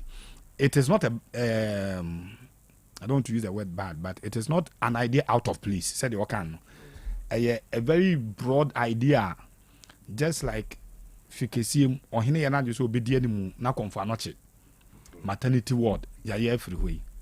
There are people who were not even Ashantis who felt committed to it and donated to the fund. Say, make one person. But that is the level would be true if mention a person or bem. No sister do no makotoko. And no if mention want to build and give to Kotoko, it is possible. But I say Kotoko Stadium, Kotoko does not have the capacity to build a stadium. Oh yes, Kotoko as a club, how much they generate, let's say from gate proceeds. Even before you continue, Memaka on radio, Mekoswaka, to me, Kotoko does not need a stadium of their own. Okay. Here. Or share the location of Babaya Sports Stadium. Meaning where else? And the new located stadium. Now, the inner cities of Kumasi, not the greater Kumasi. Inner cities of Kumasi are Ubenya people to be committed to moving to the stadium to watch games. Sanye within the Kumasi enclave, even Abrankese, say Kotokodia, it will still be difficult to put supporters there. But depending on the performance, anyhow the team is going. Performance. Say if Kotoko is performing or the local league, let's see Kotoko next opponent in the CAF Confederation Cup, WAC, whom and away Kotoko advance to the next stage. And who say Kotoko hit the group stage, they are playing a certain kind of football. Who would you say winning the cup cry is possible? Says Candy. See, of course, our situation way more. I think that numbers, it doesn't matter where the location is. For the classical case of Mwes Katumbi, TP Mazembe. Baby, elite clubs in Africa. No? To get to their table, sit and dine with them, it is no mean money in the can was him says here. Now we have Benfica for your coach. We need 2 weeks, 1 month to crowd fee. Elali for Derby. Brahmian Juma. Bruno Lage. Aye. A coach or coach in the Premier League. No, I could be Portuguese League. Ali for funny fraud the number. What it will cost Kotoko to get to our standard now, okay, say this year Drew Juan Sana supporters I already say, baby, a stadium Nishabi Ombakono. It will cost a lot to get there. But in your way to get there, no, you need to do all these things we are talking about. And me imagine me say, apart from Kotoko House of Folk, I know recent numbers are who say Kotoko and House don't fill the stadia. I'm using the two. This is Accra and Kumasi. They don't fill it. It is Kotoko, Brekum Chelsea in Kumasi, Kotoko Go Stars B. How many people now will be Pulu or Stadium when then what you say? You have to cough out money and build a 40,000 capacity. So I was for that project now. Na ohene peso ye no adakoja achi. Tama nane amponsa mo exit ye no. To build by 15 to 10,000 to 15,000 capacity training facility or honma yetimbo match or hot man ye. Perfect. Kotoko Karela, you can decide to escape the taxes and now the call. Kotoko ebia Brekum Chelsea bi no atam the call. But Kotoko work like this. Obe expect this will be nipa bebre. Then you fall on Baba Yara to play that game there. Kotoko has no do baby our numbers no best pick here through the 30,000, 35,000 and your penna you take it there. And that's elsewhere say ye community stadium baby or Europe a man for you. Since here can say Inter Milan, AC Milan. They don't own a facility. Now say na AC4 try say or my basic or own facility. West Ham had to move to the London Olympic Stadium, which does not belong to them. And no man, say West Ham for a period. Sure. And this is, you know, I say just say Wako had died 5 years. And we had died, but no, dear. You have it to assess it, but it doesn't belong to you. It is a broader discourse. Said here now, you can create a pool of fund be. So okay, Kotoko S plus Krana. Ebi omo ball Kotoko ni ye pa omo si o ye nyina kan obo me se per se ya contribute to close to be $1 million any ye abetum.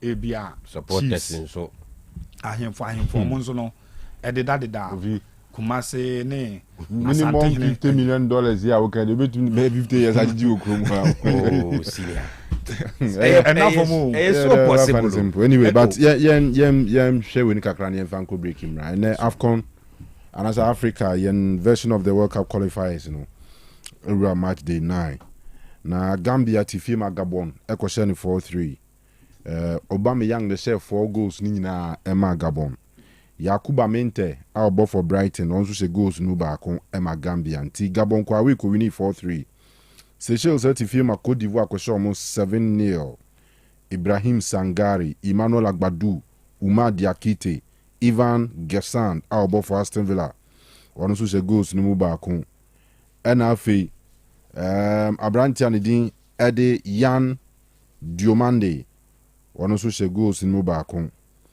Simon Adingra Frank Kessie omunyina say goals and South Sudan 40 firma Senegal Ekoshomeka enum womo entumi ante Ismail Assar one say 2 goals Sanso na Sadio Mane bi Nicholas Jackson bo penalty share na Branton Edin Ede Sheriff Ndiaye ono ebon club football enso ma Samsung Sport no ewo Tekimaimu tisanete other games no so say enekowie Sudan and Mauritania 0-0 Togo tifie DR Congo be 1-0 achesene nyasem kuma Cedric Bakambu one say go no ma DR Congo Lesotho tifie Nigeria kwoshe 2-1 Rwanda tifie ma Benin kwoshe 1-0 Sao Tome and Principe tifie ma Tunisia kutwane 6-0 and Zimbabwe in South Africa Obia and Shebinti after match day 9 standings no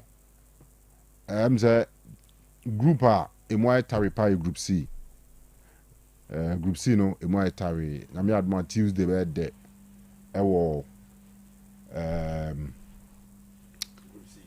South Africa ne Nigeria South Africa ne Rwanda no South Africa because of South Africa Rwanda and Nigeria Benin and Nigeria any Benin so any Benin never ball but for group C no Benin Edaswa lead with 17 points South Africa with 15 Nigeria with 14 Rwanda 11 Lesotho 9 and Zimbabwe 5 20 Ababe Benin South Africa Nigeria eho ena enkomoni nyina akwa akodi wan ena be qualify wabra Nigeria any Benin airball Nigeria no na South Africa no Rwanda airball South Africa man. Interesting Tuesday at the Nimpa Dimonza. Then na Zimbabwe aye no ma dwen ho a menti ase enti draw no mo de boy no omo de yede the ones I want to say me. There be can unni home. No fair play to them. Me ba unni home. O unni baby crowd be ball match. And a nipa na ma home. Bra ne man mu na ne mebo. Now, say no nya bribe. O say nya there be nya bribe. Na some rent facility no. Omo rent and I make us say draw no mo de kon. The spirit of the game, fair play. South Africa. Enti na wo lose a eno nya fair play. There be. So on fan ko ba bia nche say ene na say nko bo no peche ne. And na Ghana Premier League ni division 1 komo ye ha. Oh that be say no obi nkoje obi home say na me boa. That be the obeso che no. The fact say South Africa here 3 points no. And I make yes. Enti na was say Zimbabwe. Ene omo di say agro no. Edi say agro. Oh me kra de enye agro no per se baby a emesere kakra. Aye interesting ni say uni home. Nipa ne man mu na wo bebo home match. Obe renti wo man. Eno na madwen ho amenti ase. Liberia ni Ghana for there no. Eno na madwen ho aka no menti ase. 1 point yi on fanko. Wo kra de wawe. Wo ye ne awawe group ni. 2 would ni home venue. Ena wa be renti nipa no home ene na abo. My game is fair play. And I say fair play, about fair play lose. And I'm a boy. I said then I want then a so no show. Go Stars in the Kotoko. Or my more fair play. So Go Stars lose. So Go Stars and said them lose. So one said that's who lose. And said the Americans and yes, be Zimbabwe best shed their lose. Once them lose. One said that the results home na abano. Until the other can be point and all the coin. Because South Africa so the coin. And Kovi on to my South Africa for video making beer. South Africa for the coin. Omo the World Cup. No, they more so one fan World Cup. The money met. Just my game one game I Kanu na minim say be cool chop. Eddie ama South Africa. No, but there's one thing now.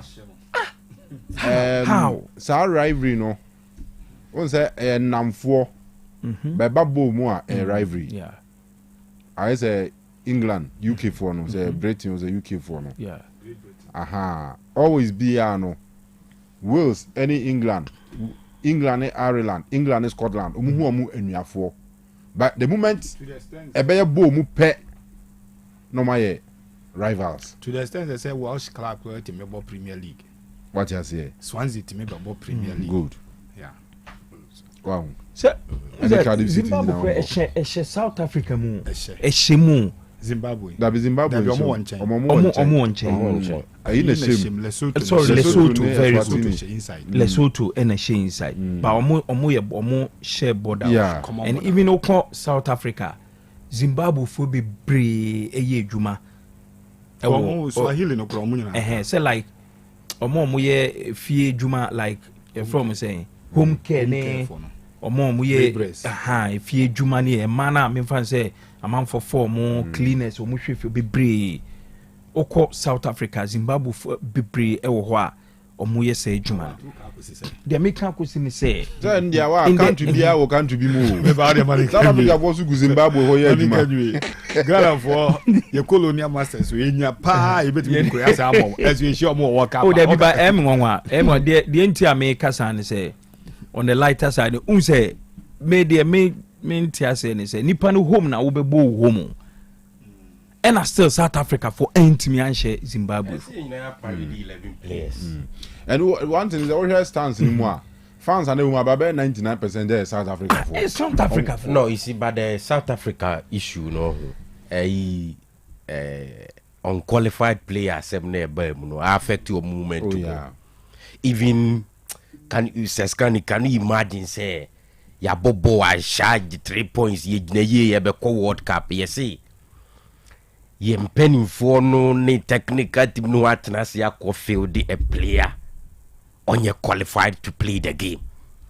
And even before some field no there were these conversations out there now man for my hints near there. But they decided they will field him. And he say ye Ghana for ne was a situation ma we sure say ye national team ni bo game a obenya sa support na de bia onya no ebe kofom So there are a lot of people a team no who cry on when he say how can you field an unqualified player at this time? How? I'm afraid minister or parliament but say final day. Before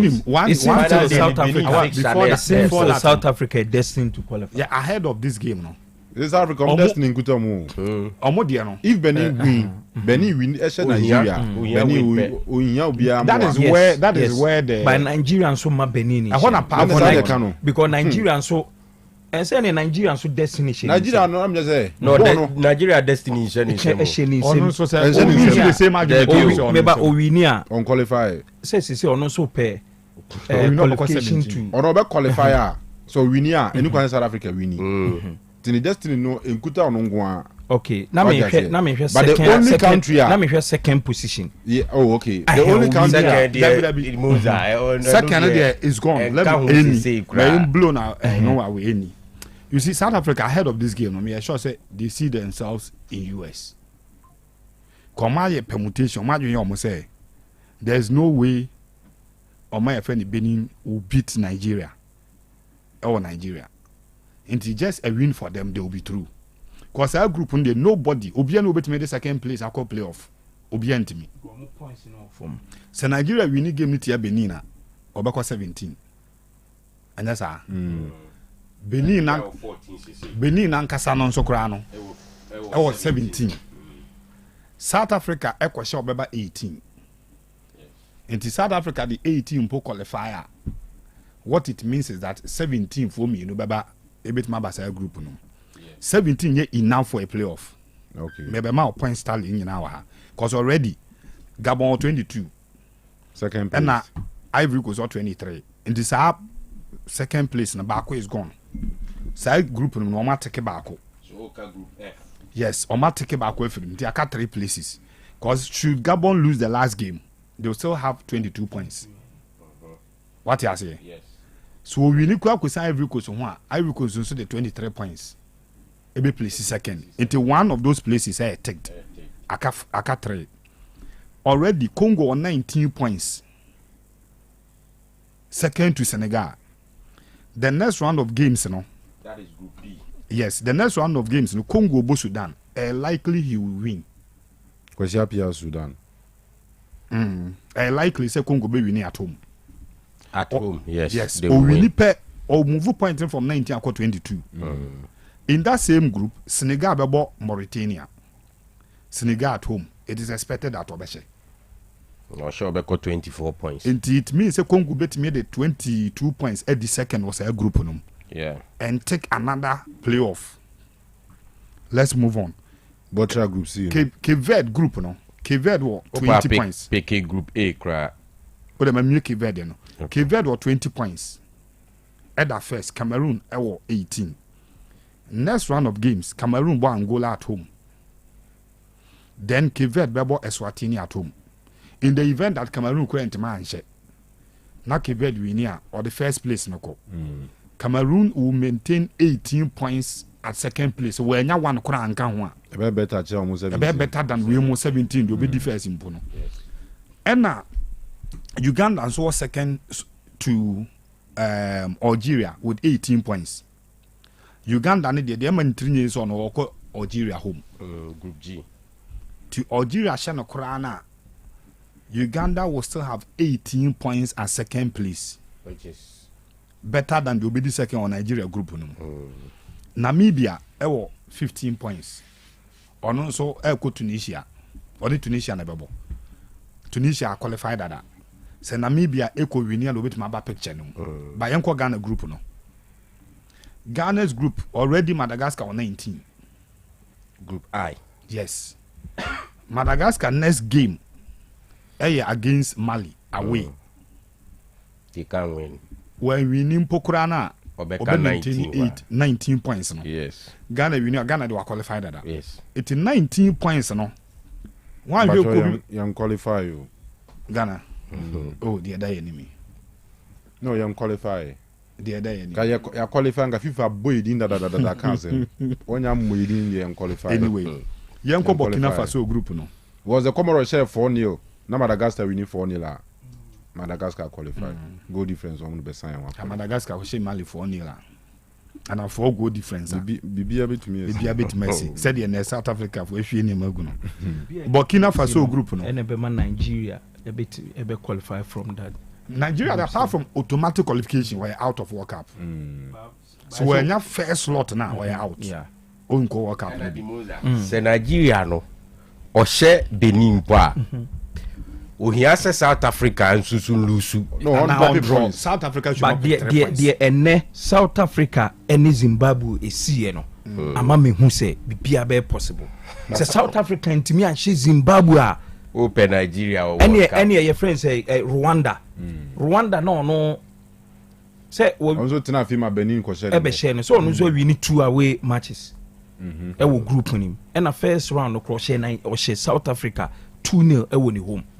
Enti de ene South Africa ye pa omo ne Zimbabwe madwen ho amenti ase. So what the Nigeria be nyina ne say obe try so obe share Benin. 3-0 or share 3-0. Obe share Benin. Yes. No I hope he say that give no so. Ebe end in a draw. Ebe draw. And a possible. Now, Ebe timi esi pa. Ma me tima Burkina will be playing Ethiopia. me what confidence when he move. Yeah. So be qualify or that group no. Benin. Omo ntimi Omo ko kwa share Nigeria. Nigeria. Qualify. Nigeria, no when there's Who's a pressure hope, at no? home to win, Ka no hope, type no? disappointing. If there was maybe a zero hope for Nigeria, and no because there's no motivation to play. But Nigeria who say South Africa pan ultimate bo home away from me say ubo away. Men can say kra away at home. Okay. Now ultimate she Zimbabwe. Then Nigeria be hope say omo be she Benin. Then Rwanda akwa she South Africa na so omo ni omo be bodro. Now I mean so the NTR a bad day for Nigeria to beat Benin. Yeah. One, say Nigeria on born in yet. They are not playing. Okay, They are not playing well at all. Yeah, sure. At all. Yeah. And now your match is only less with And then me share kakre. Then you. Kakre. We need. Yeah. But we are Nigerian here. Match we win say a draw. Yeah. And I say because last minute you go and go for it. Only 2-0 and we better back on 2-1.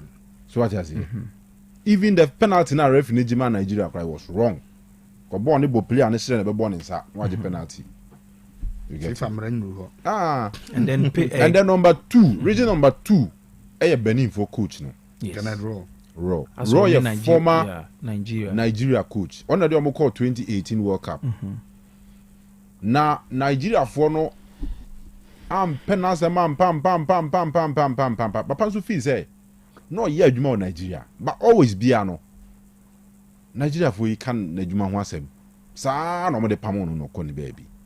Enti with this opportunity no ne grade A game be a baby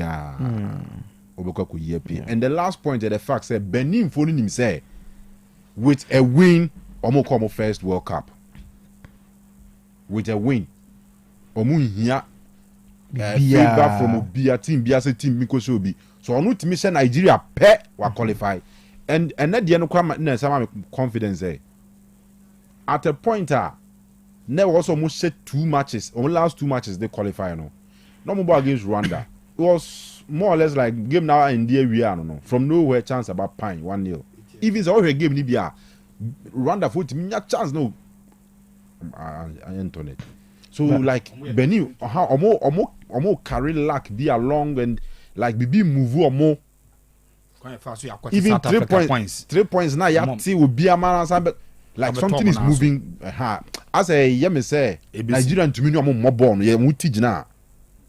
Oh yes, Candy. But Nigeria how many points? Nigeria of 14. Oh 14. The win for them the one back 17. But obetimi I qualify based on second position no. Because unse best 4 and a back.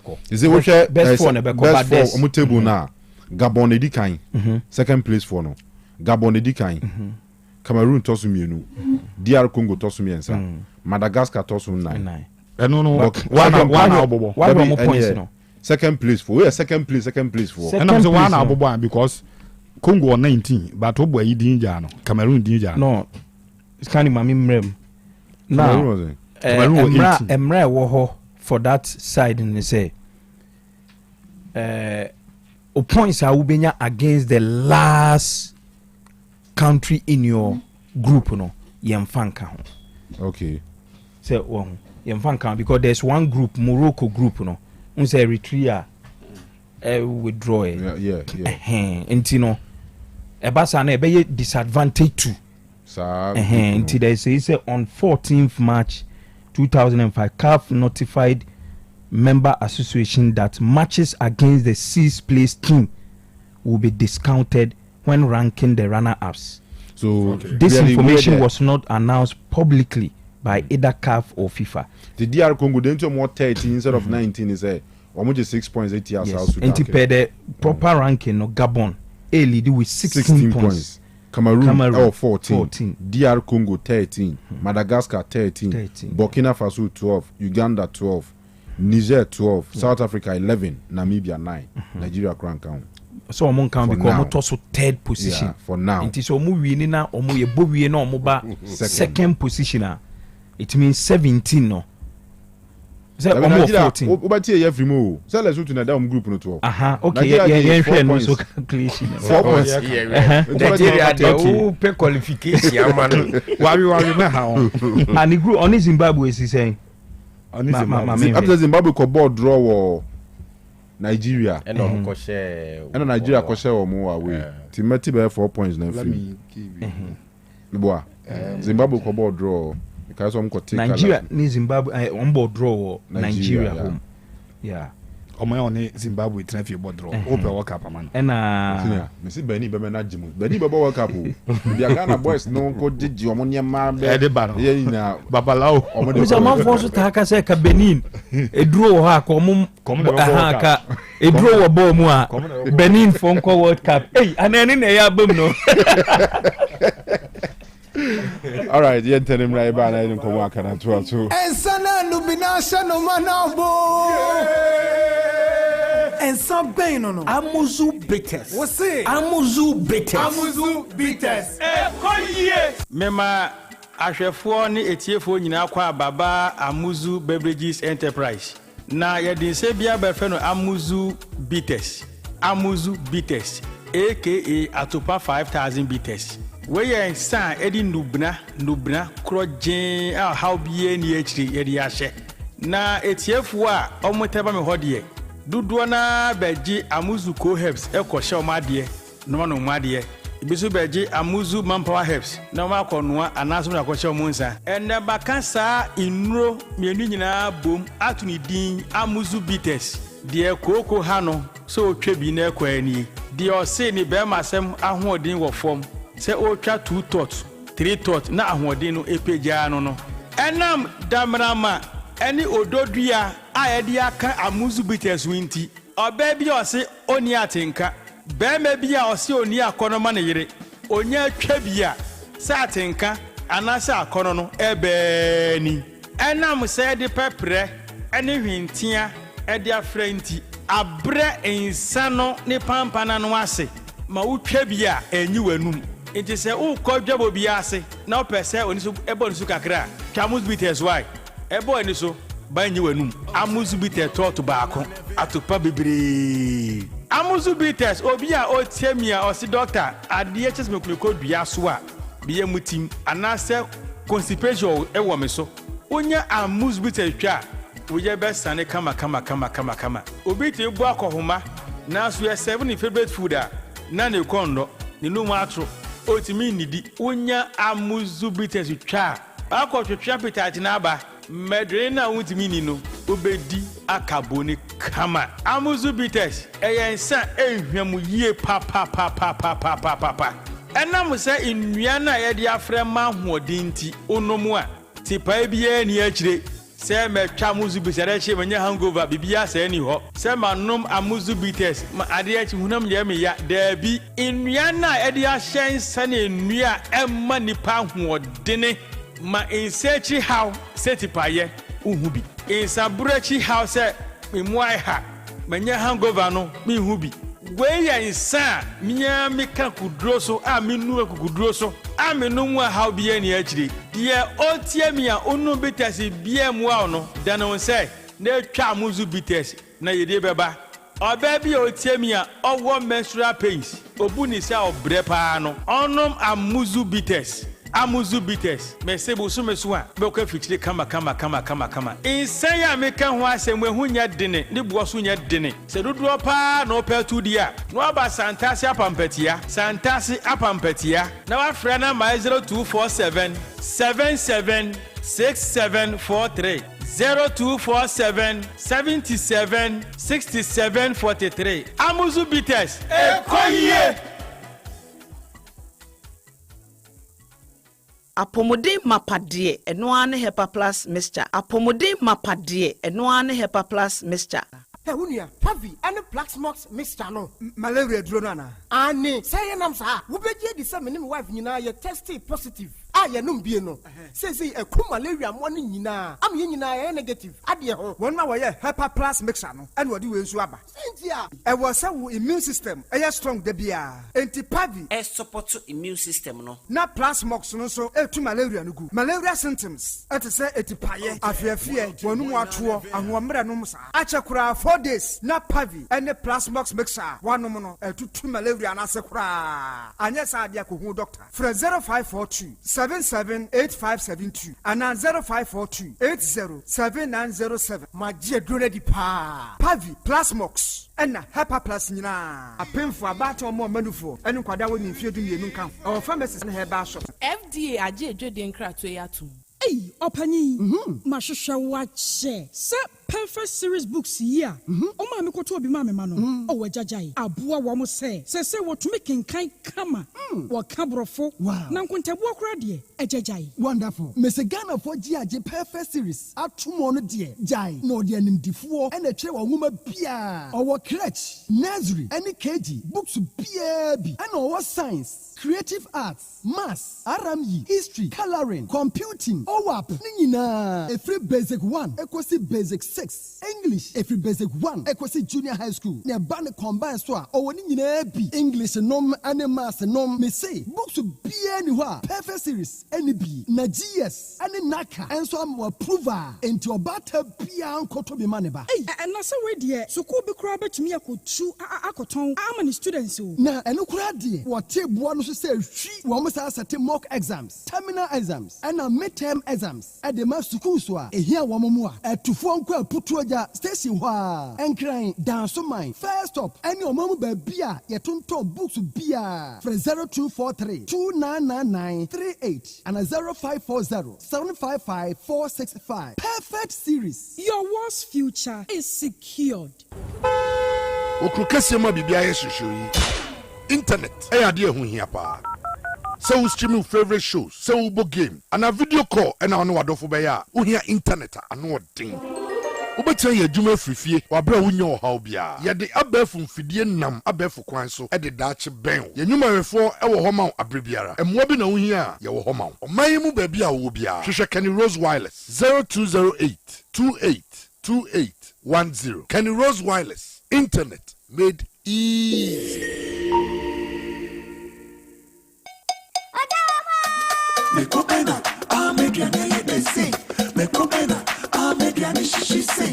Me kopena, Enya Coco say. Sakofa pepe powder me kwa ujawu me shishi. Sakofa pepe powder me kwa ujawu me shishi. Sakofa pepe powder me kwa ujawu me shishi. Sakofa pepe powder me kwa ujawu me shishi. Me kwa ujawu me shishi. Me kwa ujawu me shishi. Me kwa ujawu me shishi. Me kwa ujawu me shishi. Shishi wrong. Shishi wrong. Everyone ever die if we sound cover. About to keep a video. We have sound cover. Pepper soup where you know pepper sound cover. Sound cover pepper powder. Shishi raw. Sound cover pepper powder. Me powder. Shishi. Sound cover pepper powder. Me powder. Shishi. Sound cover pepper powder. Me powder. Shishi. Sound cover pepper powder. Me powder. Shishi. Me powder. Shishi. Me powder. Shishi. Me powder. Shishi. Me powder. Sound cover pepper powder. FDA aji ejade nkrato yatum. Ensana nubinasha no manabo.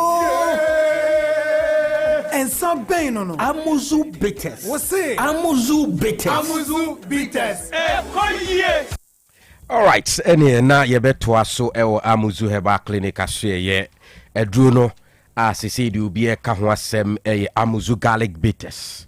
Dr. Amuzu wadi bibia ba eya ne koye nti Amuzu garlic bitters ne nanum stroke ne how unhyede hu ade yi anase ojunso no influ yi obi wonso anasrade na doso nipaduam afei high blood pressure no Amuzu garlic bitters na onumu a ebema na ba normal level na bibia akoye di amount enti ya ko pharmacy shop na heba shop bi emudu wa se ope Amuzu garlic bitters ebeboa Food and Drugs Authority fo agya tum se edu papa na no enti eya frɛ 0247776743 Amuzu garlic bitters on call catering service enso so asye nie yes omuso bitimi a trust you wo ye wedding wo ye birthday party bi ana se corporate lunch ebi so ana wo to bedding afei program bi a wo ye bia ena aduane ena opeso omo no amre nko adia enye problem enye o how kra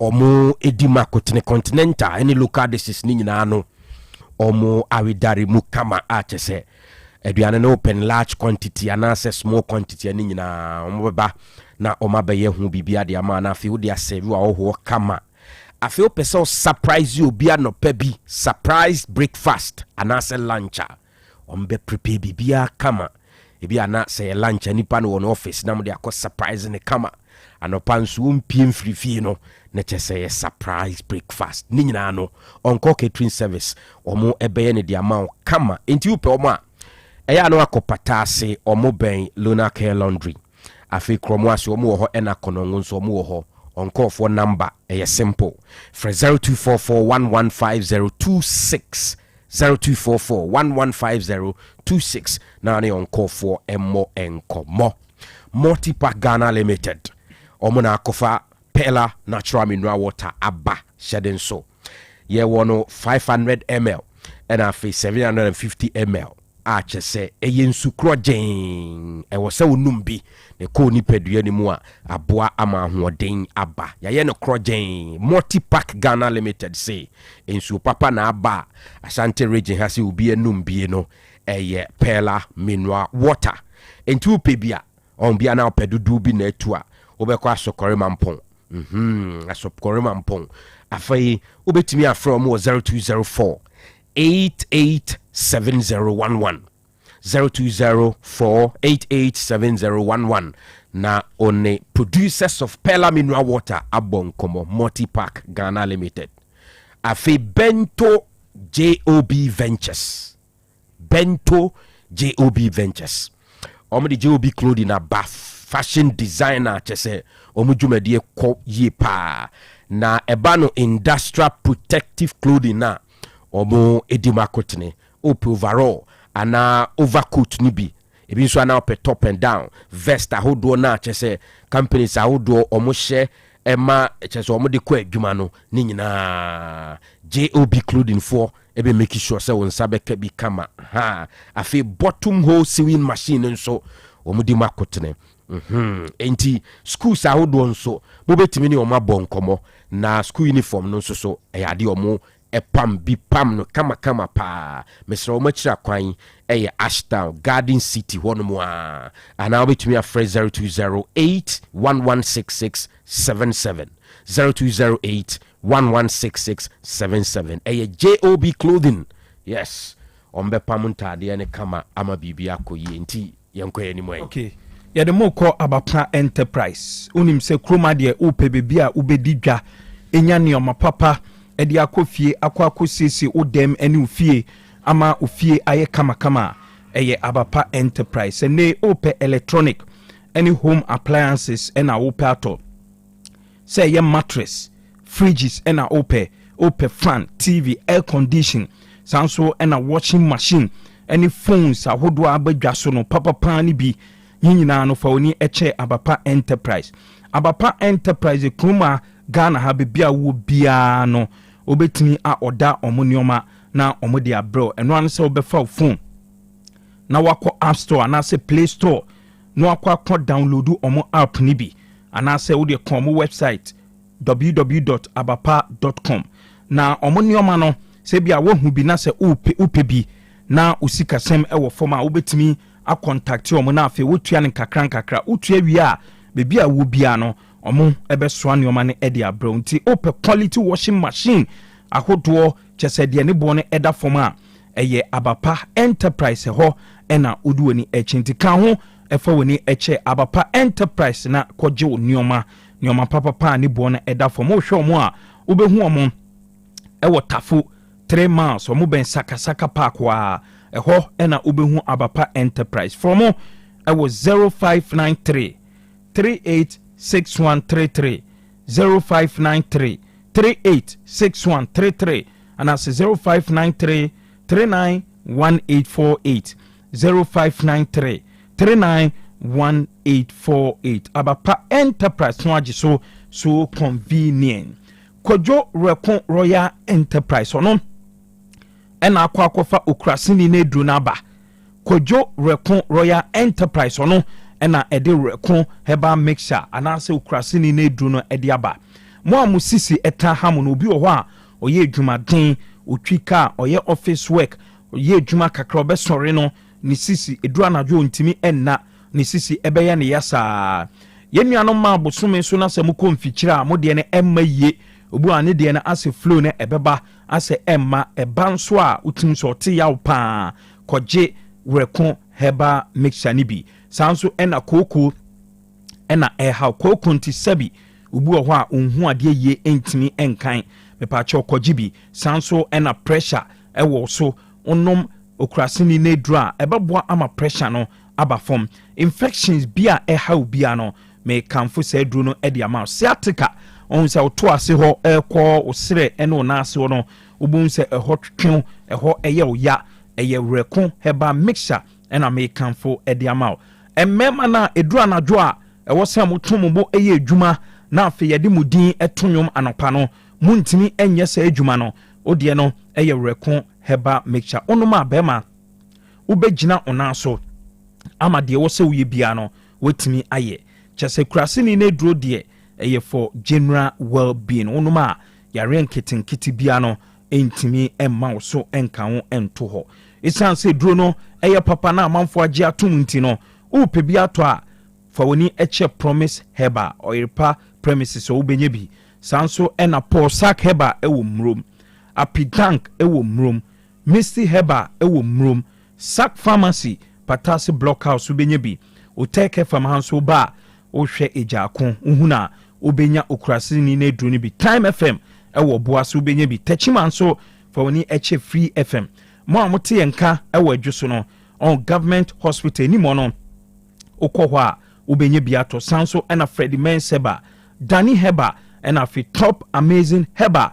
Tafo Methodist ɛyɛ abronsan ne hɔ nyina obenya okrasini na edru ni bi okɔ Heba shop any pharmacy shop bia ɛwɔ Ghana ha obenya bi Fred Doctor ɛwɔ 0244 470067 0244 470067 It's my kitchen restaurant se men kan chew se nei kroma de opeduane papa dia menye mistake enko bebia It's my kitchen restaurant ho ena odu oni eche eba no continental Chinese ena fe local dishes a eye It's my kitchen restaurant wakɔ hɔ no udidi wie na se open natural fruit juice bi e dia bosso a obenya bi e It's my kitchen restaurant or more flavors ahodo bebre pineapple ginger mango mixed fruit tangerine and afe orange promotion no eguso a ekoso Monday bia no ukọ It's my kitchen restaurant na ukoje omo point and kill catfish ne ba ko a omo beye eduane bia upe bia no omo beye 1 plate free e dia maw Wednesday sinso eye me favorite no eye pizza Wednesday uto pizza ba ko a omo beye pizza ba ko free e dia maw edu Thursday nso a eye banku ne tilapia oje 1 plate a ombesa banku ne tilapia 1 plate e de account ho we onya bi obibia age say It's my kitchen restaurant omo floor e wo hono a ene se wo ye program ubetimi akwa hu omo na omo de floor no e de amaw na wo program wo ye program ope international na local cocktails say bia cakes and ope say ye birthday and say wedding cakes are sanso and a smoothies nyina no It's my kitchen restaurant e be ne kama e de amaw e ba the best in local, continental and Chinese cuisines. Anyi nyina no omoye bi ewo omoye delivery enti be bia wo bia ne se bia eduru anopa ewia ana se enwumre come deal wo pe duane a obetumi a contact It's My Kitchen Restaurant program bia wo ye bia no ho omo a ombeye duane e de ama na wo de serve wo ahoho no wo hwe It's My Kitchen Restaurant a wo be ho omo e wo Babayara Stadium omo be traffic light in from e wo 0265 707070 0265 707070 and I said 0248 865046 0248 865046 the fearsome tray Hepa Plus Pavi and Afi Plus Most sa enumi ensa we yare bia wo ha bia no and I say yare bia ha bia no unya the fearsome tray na ebetu ase e dia maw say ye menstrual disorder idru busumia minua ba me sister minua ketwa chese uflow no emaye unhu so obekema koje the fearsome tray say stroke ene how and I say wo hu say nioma bi enenam widiem a say one pentem am pay dran no ma one hwa stroke ebeka wan to ho a eye the fearsome tray diabetes hypertension why ye kese o kese ne srade nko a koje the fearsome tray malaria ena ka wan to ho typhoid fever body pains mo tenka no ewo echire anase munni bi no mo de ne eye the fearsome tray emema chese mo ayemre ewo mpam bema wo yemre ewo mpam no o de no eye the fearsome tray ye ka se the fearsome tray a no age so power to the people Fredok ewo 0542 778572 0542 778572 and I say 0542 807907 0542 807907 Nations unity, nations unity, nations Nations FCA, nations FCA, unity we win, no winners from within. Nations FCA, unity we win, no winners from within. Missing nations FCA, Onyameka ya untu odin kunima boya botro. Nations FCA, Onyameka ya untu odin kunima boya botro. Onyame mane ye unity nyame mane ye ye akodi akwode fo ye sro kubia. Listen nations FCA, unity we win, no winners from within.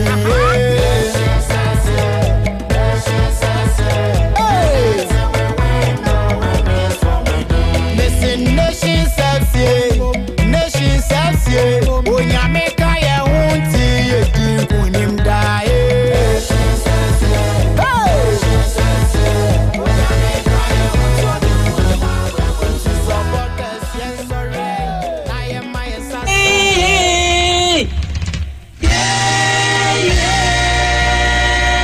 Asante Kotokose.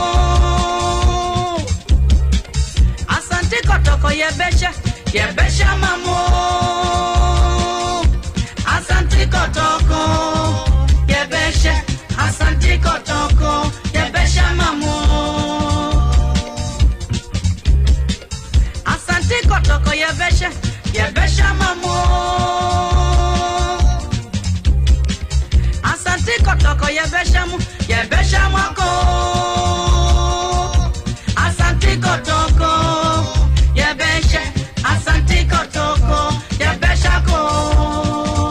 And Takwa Mediema Eshe Dreams FC by 2-1. Almost 2. Timu Baku. Abraham Cheven Abdul Salam on a share first goal no. And 90th minute no on goal Baku Sambemu. Then Dreams for goal no dear. Christian Ousu and Oshe Edemaomo. Nameya Adumoa Ochina. I can't see any Kasipa Bakwa Ebaso.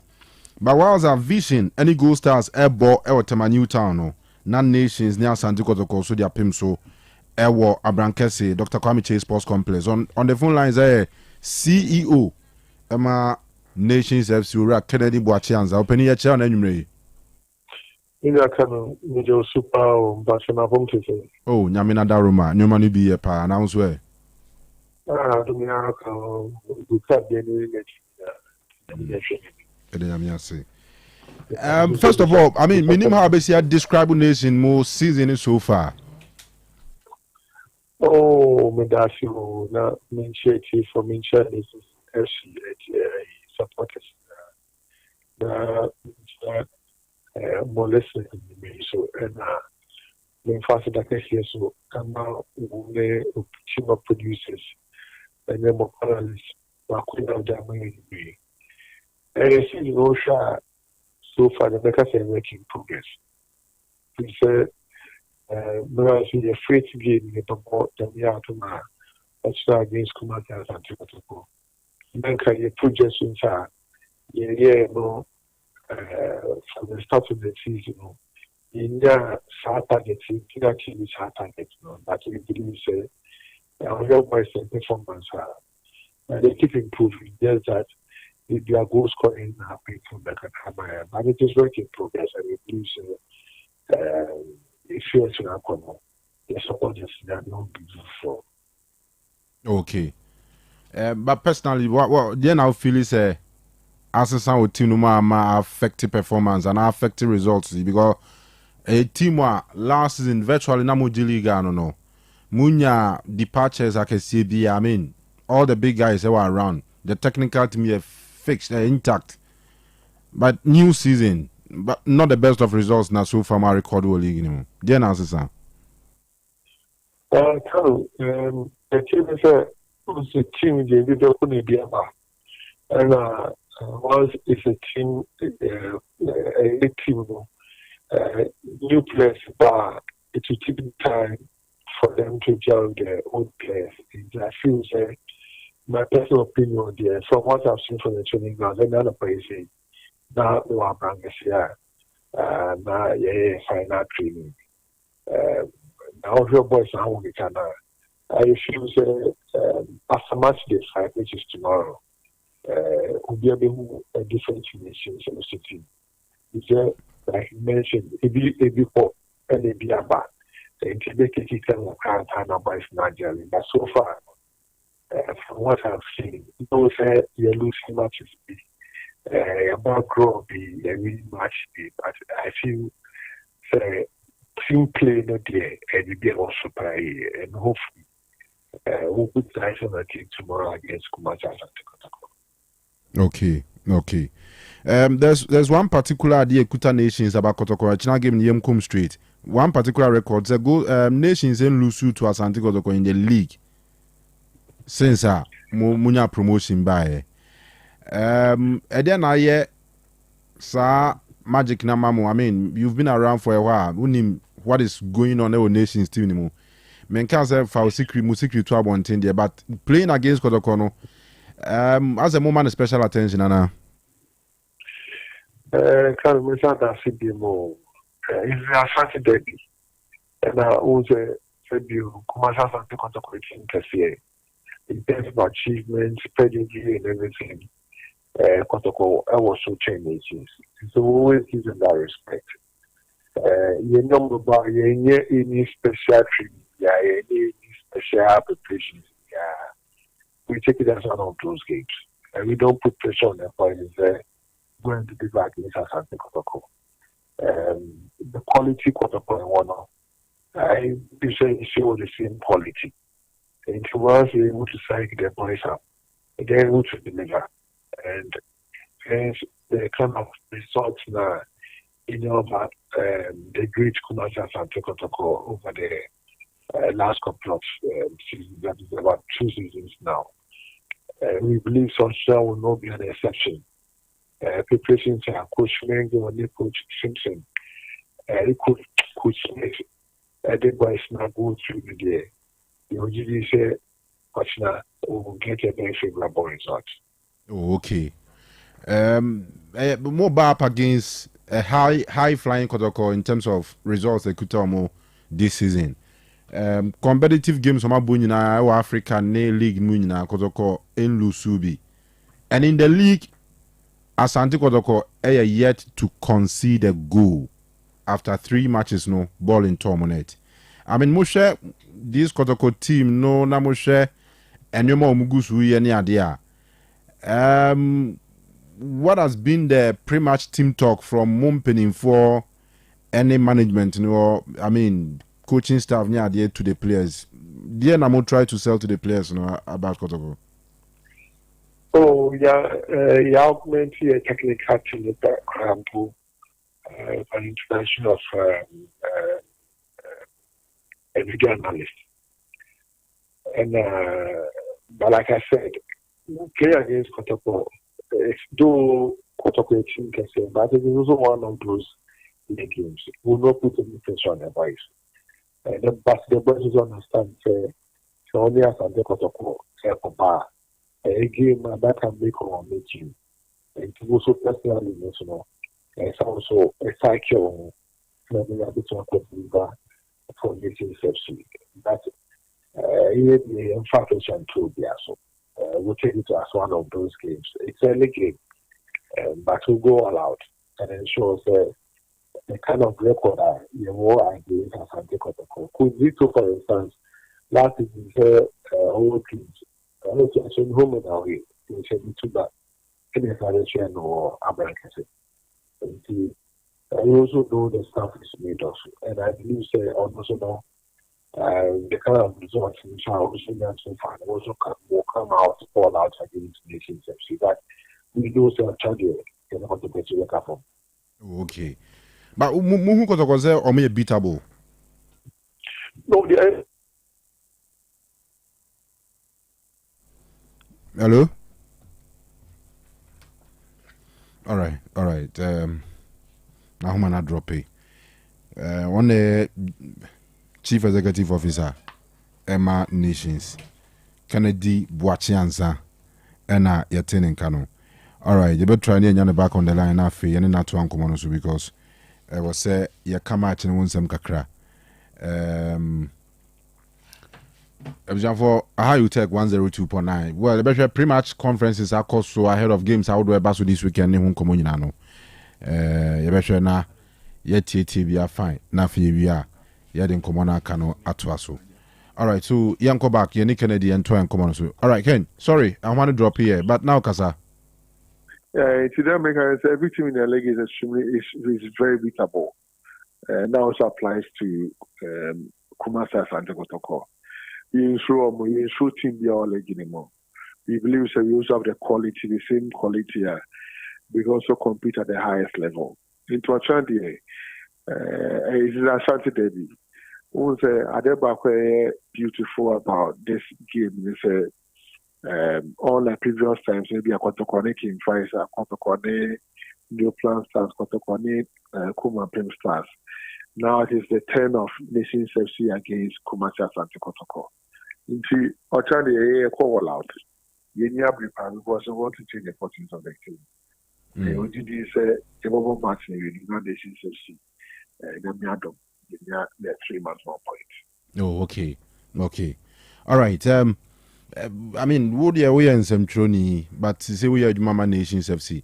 I mean, minim there, but personally, what who Kotoko performances this season in Accra? Oh, but follow more. Said this if you got to call me copy, baby. And said you need to check Accra. I think they are doing quite well.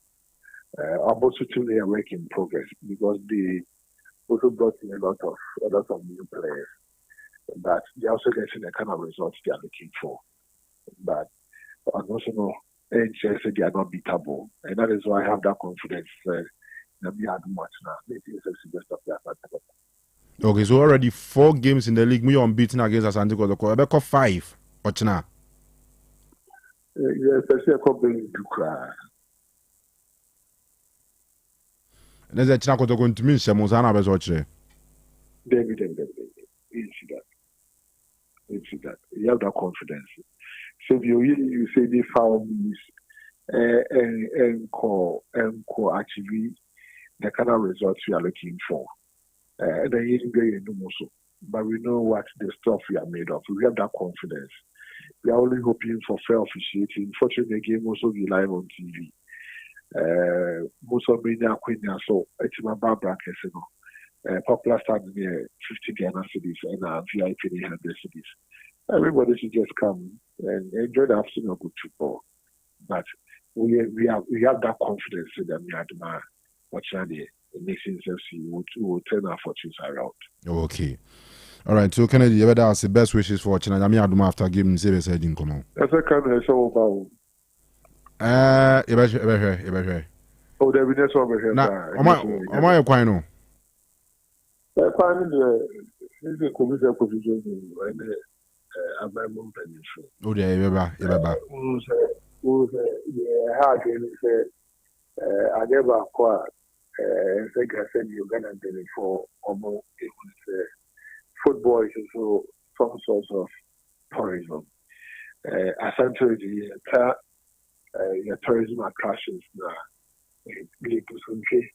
Plays a very key role.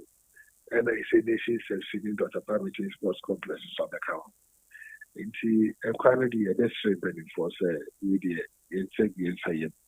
Why now I'm going to be quite in my. All right, Ken, that's a pa. I wish him all the best. Thank you so much. Well, I wish you all the best. You said that we did 3 points. Oh, that may wish you all the best. Don't just measure. The opposite is very 3 points. As I walk on shower, anybody, Anna. There you and this low key, na madam Chere.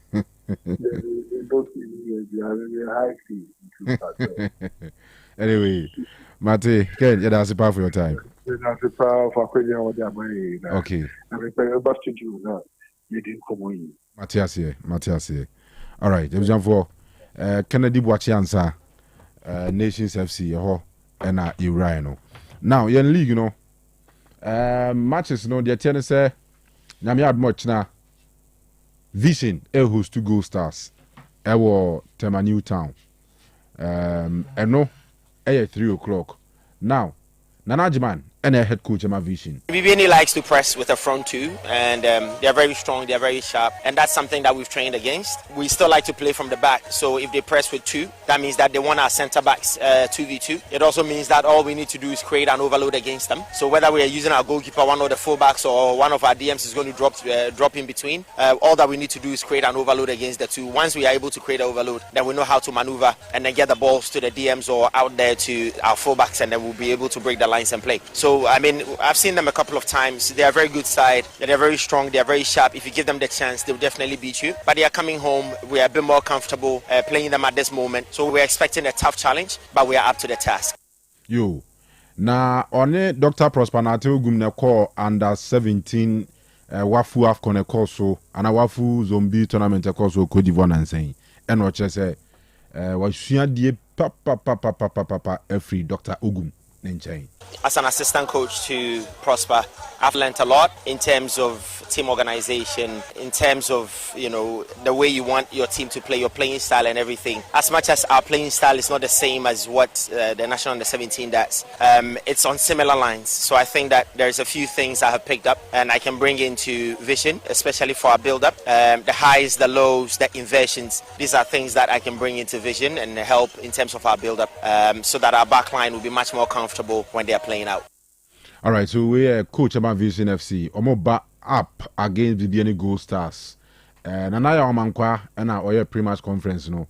As a Maxwell Konadu, a Duman Onyansa say fully no. I'm one day, say, Yasha Siache, Yasha Mbuana Siache, and the Kobo Africa, and a league in so, yes, I at Waso. And Yam one day, Yagusua Nessa. nya kama Ghost Stars fans a ehwe wo achichi ne benche sembɛn na award mo mo ya make kire wo mo na ma hye wo mo nkran ni se omo ye nkrofo a omo abemumbu se the team ni tie bia na ombo mo modern se ombe di akire saa akoma pa na omo wo no omo fa nto aso ye toso mienu omo hu ni se league no ewa emuwa marathon yabo be miensa epe afi ni ekọ de toso 9 enti omo nkoso entire team ni chi omo ma ehu bia nche omo na minim se mrepa no nyema ni abe kama yo coach ene yate se mrepam ni mabe kama na the other game eba so watching no Nations Amoni Asante ko ko boy di unkomo nche bia head coach ma Nations FC Ayura Kasim Mingelo Kansi. Every match we value 3 points, so but we intensify training a little because it's Kotoko. So we prepare well for them, very well for them, and you could see from their training they are well motivated for the match. You know, we ask them to put whatever has happened behind them and let's focus on what is ahead of us. So the performance of training, we are satisfied with the performance of training. The way they play, if they go in the match like that, I hope it will be good for us. What are you telling your supporters? We tell them they should pray and come and support the team. We just started the league. It's a marathon. We have 34 matches to play. So they should come and support and keep on supporting. But at the end, wherever they want us to be, inshallah, we'll be there. All right, so Kasim Mingel and Yeten and Kanu. We're back up against Kotoko. Our head coach, Karim Zito, ahead of the game. Karim Zito press conference for the Nsemka Kratuja. I said it before that Kotoko doesn't need any position aside winning the league. And we set the target of winning the league. And anybody we are going to meet, we're playing all out to win the game. If it turns to be otherwise, it's part of the game. So we are going there with the mentality of beating them. We want to break the record of, they say nobody beats them. Kotoko have never beaten them there. Maybe once again I say there's a day, one day in your life that things can change for you for the betterment. So we are going all out to meet them and make sure that we come out victorious. All right, so we ending some Z22 draft flame condoms, blue flame longer lasting pleasure condoms, and green flame greater stimulation condom. Wow, green flame greater stimulation and a blue flame longer lasting pleasure. Maza. Condom papa no what you say enti e was so born ho ban na wo born ho ban so no now you use the right materials, and one of the best in the market is CA. In fact, the best in the market is CA flame condoms. Ubejina wona so kama blue flame, green flame, blue flame em we jina wona so gidi na wabɔ 90 minutes na wie na go na betom no ani gye de ma wo no saa na we use green flame na etie enti blue flame and green flame flames condoms no enye na el pharmacies bia tonton nuro no ukọ abenya bia to na afi so ura supermarket ni ade a ebi wo ho filling station for no mo shops no omo ton condom papa wo ho blue flame any green flame condoms ti kona kotobi MSIG clinics ebe on bia so kwa dodo bia pe bia betu no we soon kama for unbeatable pleasure every time any flame condoms. Honorable Muntaka say yenko so ankai mo say as an announcement you kram say omo ye na say twem. Okay, but my main the last one. And ne 10th and 10th for a trim. You shall say from Ochina. As I say, walk to by a World Breast Cancer Awareness Month in T. Say, Mammy Canisa, Honorable Muntaka, Minister of Interior, Member of Parliament for Aswase. Say, one more in Pesuas, man or more in Pesuas, or much area beer or miss screening. Mumra no mo hwehwe mu nufu mu kama ema mu na munye safe from breast cancer. Enti yadru new zongo nyame admo china ena afi akwatia line ochina new zongo for no Kwale Junction ena mo de ne bekoso ɛna quarter line for Grace Baptist Church ɛhɔ na ɛbɛkɔ so nyame adoma kwasiada ɛyɛ bɔban ɛwɔ Ibadu Rahman Senior High School ɛna asabi masalachi wona Juada 13th October Sawaba for mubakwa mu de no Galilee Park ɛna Parkoso for 13th na Monday no mubakɔ Parkoso masalachi wa Tuesday 14th October ɛne aboabo number 2 na aboabo number 1 aboabo number 2 for memu de Imam Haruna masalachi wono ɛna aboabo number 1 for memu de Kamari yahwa enti honorable muntaka se manyina mumfa mu hunshem na bibia anye kama alright govi moma yen rewre mu kakra na yena kwesi da ye ba ni agimre ahwe Black Stars against no ni other league games e be course but ochina kotoko esi akan ensana nubina shano manabo ensa bem no amuzu bitters você amuzu bitters e koye alright so eno no Kobi Nations versus Kotoko so one fixture na more de pa but one club and when the best of results in the 4 meetings on my share so far Nations was Kotoko 3 times no about draw back. Nations are yet to lose to Kotoko in the league. Ochina Ebeko 5 ana Kotoko start 1. Mekaipa say last season e oboase okay na Kotoko home game. And you remember how Nations won that game e oboase. And sana reverse fiction so were there e Dr. Kwame Sports Complex. And it ended up 2-0 in favor of Nations FC. In Kanu moving into the game no, psychologically, that is what Nations FC Edebeko game.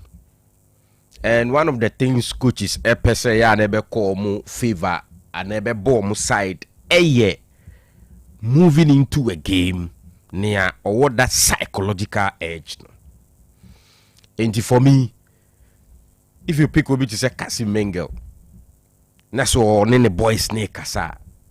It's just a matter of citing what they've done previously and telling the boys, say, go and repeat the normal practice. But on the other hand,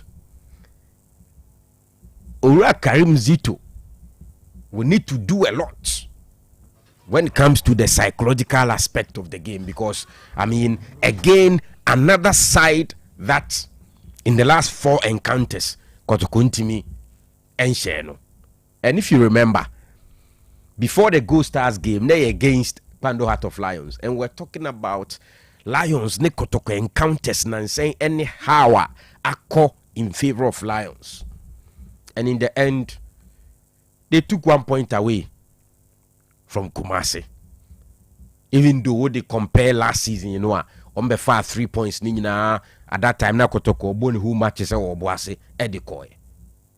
And there's another game like that.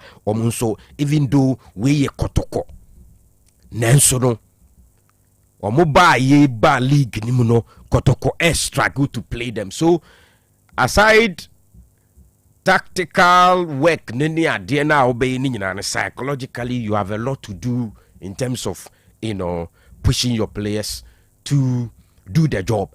Na unse adieba kwa Kotoko wa de biya meka ho asem say, if for nothing at all, on the field there, almost every single department, Kotoko materials are, or the Kototo other clubs need the you can say Kotoko dear no was wrong. So I'm just saying that in terms of quality, no, a few clubs be normally Kotoko be share ombetimi edding commodity say omu quality they close to the Kotoko. And when you have that, then you are good to go in the game in terms of the playing body on the field. No, if you have the quality, I also the year Jumandia, then you are good to go. I think that if you look at Nations materials no compared to Kotoko, especially what Abetamwa brings on the table near the end of the year. Ebi Kotoko betimi a split game no. Ama this time any a defeat but ombekwate something like that. Game near close to a drawn game for me. But Kotoko losing again to Nations FC, so I'm not really seeing it. Say likely say BC. And I'm saying this because Mihu boys no attitude in the last game against Gold Stars. They were very aggressive and serious on the pitch. And it's on betimi atwaso saadia. Then I'm thinking that enye like last season where Kotoko every Dr. Kwame J Sports Complex I man for 1 point cramano. But this time Anya Hwekradie they will come back to Kumasi with a point and Zanoma prepare for the WAC game, Kanu. But I see a game a so close. Okay. Sir. Kanu, Medase, on the same game, no. Media, I want to say this before ABS, BBC, Nasa, can have some Bianca say, and what I'm at the I'm not prophesying doom, but I feel it for this young boy, Akurugu Adungo Angelos. Oshe Refisa GFN publishes on BD this year Premier League now. My 3 categories, and now the advance 4 FIFA referees, class 1 referees, and now omunemu 4 female referees. Barikisu Salifu, Rejoice, Adukwe, Rita Ama, and Kansa Boatene Juliet Apia. And then there's a column for catch them young referees. Moments we have 5. Now the young boy na meboni, the 17-year-old, I will check Oku School or Navrongo Senior High School. Kanu in Maminusu Ayikakra Agri Kakrane plants unse your dear friend 2 team COVID 2 team transplanting. There are times say no. Either so be early in the morning or late afternoon, so that you don't expose it to harsh conditions. We are no ni leaves na she ni root no kra ti ade beche so no de na chese wo ye na nwumra etime gina yi just no kakra root na sha se ura form na etima start e pick feed. You see your tribe me kai the first game ya wo bless by into the scene wunya ya na so pa Kotoko has game bi akra o je penalty ma has agibi ma Kotoko in that game omi no bi anti we han share penalty we na discussion na yo no o hwe boy no progress Adongo is progressing very well. Now you CAF senior high schools competition across Africa, West Africa on boy only D final no across Africa rather Tanzania and Senegal only dina mu D final yes o ya de pa. But my reasons are this: he is a rising talent. This weekend has any Heart of Lions on the bubble. Monday. Yes, which is Monday. Make all the head schedule now. I believe Nations Kotoko is the biggest fixture this weekend. Also, Nations Kotoko, everything put together in the last few years. Yeah, the last 2 years. No. Because Offer has Lions cross and the biggest crowd. Kotoko Nations beat my second. Sure. Unze Lions a pigeon more modern pa and a house so a pigeon more demo from last season and I'm a game na be that level near PC. But Nations Kotoko in the last year, especially when Kotoko's last attempted win and no more power. Abrankese. Okay, how do you see stadium? It drew baby to kunya to it is a fixture we cannot just decide to. Sorry to say, a young man will be on him the Jumadie. But his heart for this game will be tested. Number 2, such a young referee, me sure some never share them coaching. O kono, Emma players no, Emma game no kwaje unsem try to obey instructor authority. Kanu, if you want to instill authority in Nipa, sorry to say, it be more a level, bro. So one here in a way, we be not quite arrogant. You exhibit some arrogance, be kakra. Some more person projected boy for Premier League games. I believe the game of the starting as Sondro. two teams on my ball. Our Brankesi one of my memories so Jose. There is a penalty call that went against Kotoko, which they felt that it was a wrong decision. Omadwen yom say refi yom. Mekai Dalagbonu on an airline one. Kotoko fonu to Tunkonya Bar Stadium where you really last season. We all can last 2 seasons. Last 2 seasons. Okay. Last week and then so toy. Omo to Tunkonya na no stadium. Emma edu baby na some hot game na kakra. It is a ope bibi dia for this young man the na baby room. I'm sure say bi anka you can say category C game B. Na offer category C games by 3 B. Na the media for na any be hu and the nkofo be in TV so say by TV so people will start talking about him and he will get that confidence say oh the new a big game so onkofa ebebo no. But I think as FA, if he's one on the card they want to project, they should be very careful because the stakes are very high. A game Akoto feel say on bet mark that top of the league before games now can beba. Because should Kotoko get any winner, on benya a good goal difference. On beka that a sort ahead of Lions no or 10 points. Say Kotoko is or 7 points. But we need to no draw one.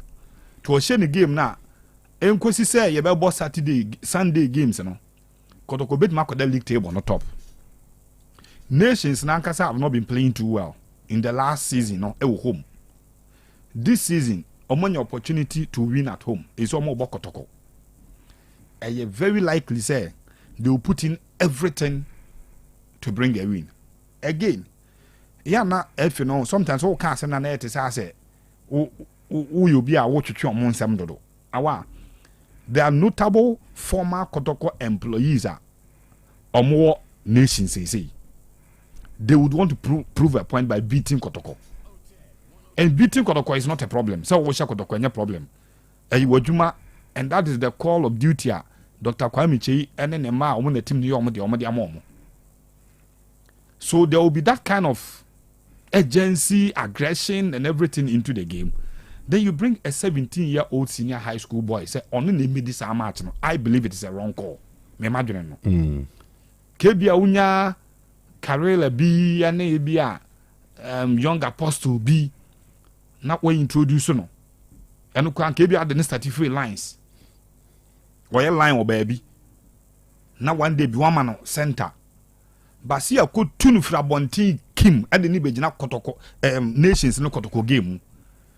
I only pray for that young man. A Chambako Stadium and I'll pray for him ahead of the game. Say maybe Bian could see a baby, you know, Ubia Junebe say this call from the referee and the change game. No. Na ebia osentina when to me I interpreted the Biamrano. And maybe osentina when you have the confidence to award whatever and oye. And Makasa in trying to show the level of level-headedness as we do honor. Yeah, here you will see a young arrogant referee because a normal referee say even at that international level no you who players are omunim say mrano e ma ho kwa bet be mutimi charge on the referee. If you start to see those kind of situations never meaning how the handling no ebe. But whatever I've read about the young boy, HSA or a very good referee applying the laws, no, yeah, no, a very firm on the laws. And your big games or your best games are given to your best referees across the world, baby. FIFA, UEFA, even CAF, wherever your best games or your big games are given to your best referees. Yeah, fan try referee. The when I say it is something they want to put some Johnson Smith, the sugar on the cake. As one person be good to me who say, and the boy has arrived. And so when you a very good game, so the positive thing they say, when you that very good game, no, it was our first year can nations kotokonuma. It is expected that a bit propelling into the future and the coming weeks, even many games are nobody will question it. Say, Aden a young boy and game no kwakomano. So you can make him or you can unmake him because minimum say you are blessed so far sad na pa when he refereed Kotoko's games me between on one house na two sides in na adwene say referee no mo ending ye awa your friend here also bedi Kotoko has for the first time I think Collins on yeah onu say after game no now reservations kakra from house of folk for no omani the way we see handle game no so for me the gamble no so the gamble no so for a 17-year-old and imagine say awa nyame mfasa ama that is why I say awa cha bompa my boy I'll pray for him I know you pray for him imagine say when you wrong call be a team done game no results not that boy in the bedroom campus now there are people who were interested in the game or marco to the opposing side no that's how ridiculous no is any man the best at it.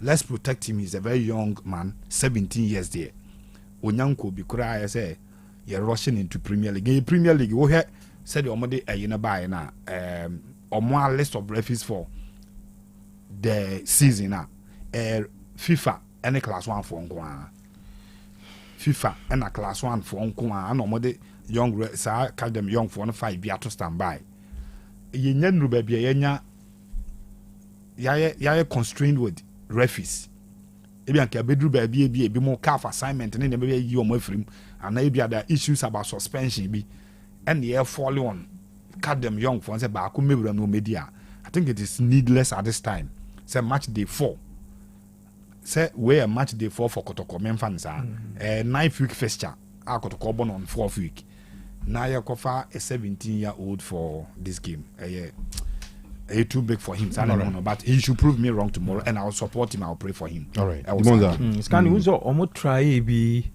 I think dreams any has of folk and omoma 22-year-old young referee William Agbovi ekodi born meaning say mo kai pa this season William Agbovi 22-year-old referee okodi dreams in a house no so kwani di ni published referees omo de buy them ni di ni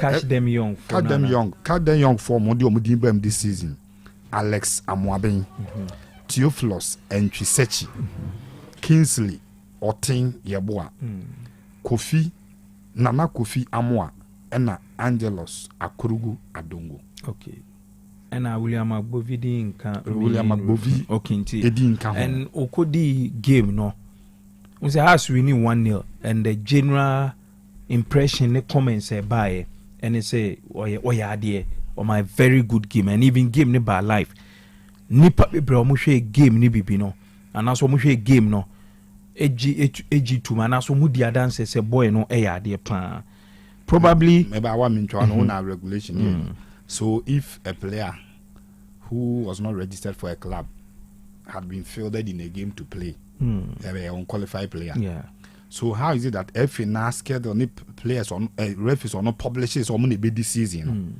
obidi in no handle match maybe Eugene Patricia no project at the mama list of referees no for 2025-2026 season list of referees are Premier League okay Premier League Eugene means I read now bit my project for our discussion and at Division 1 so who need my main question Division 1 okay we are talking Premier there me person me chances can you send waka no I mean Osheni profile is a very good referee even I think recently tournament be a bono Ghana ha only the final you a very good senior high school games across okay CAF. yes a CAF there no Tanzania Senegal final oh yeah very good and Osheni lines na assistant no mu nyina ye catch them young Joseph okay but Division 1 so catch them young for omoka Division 1 no Philip Amo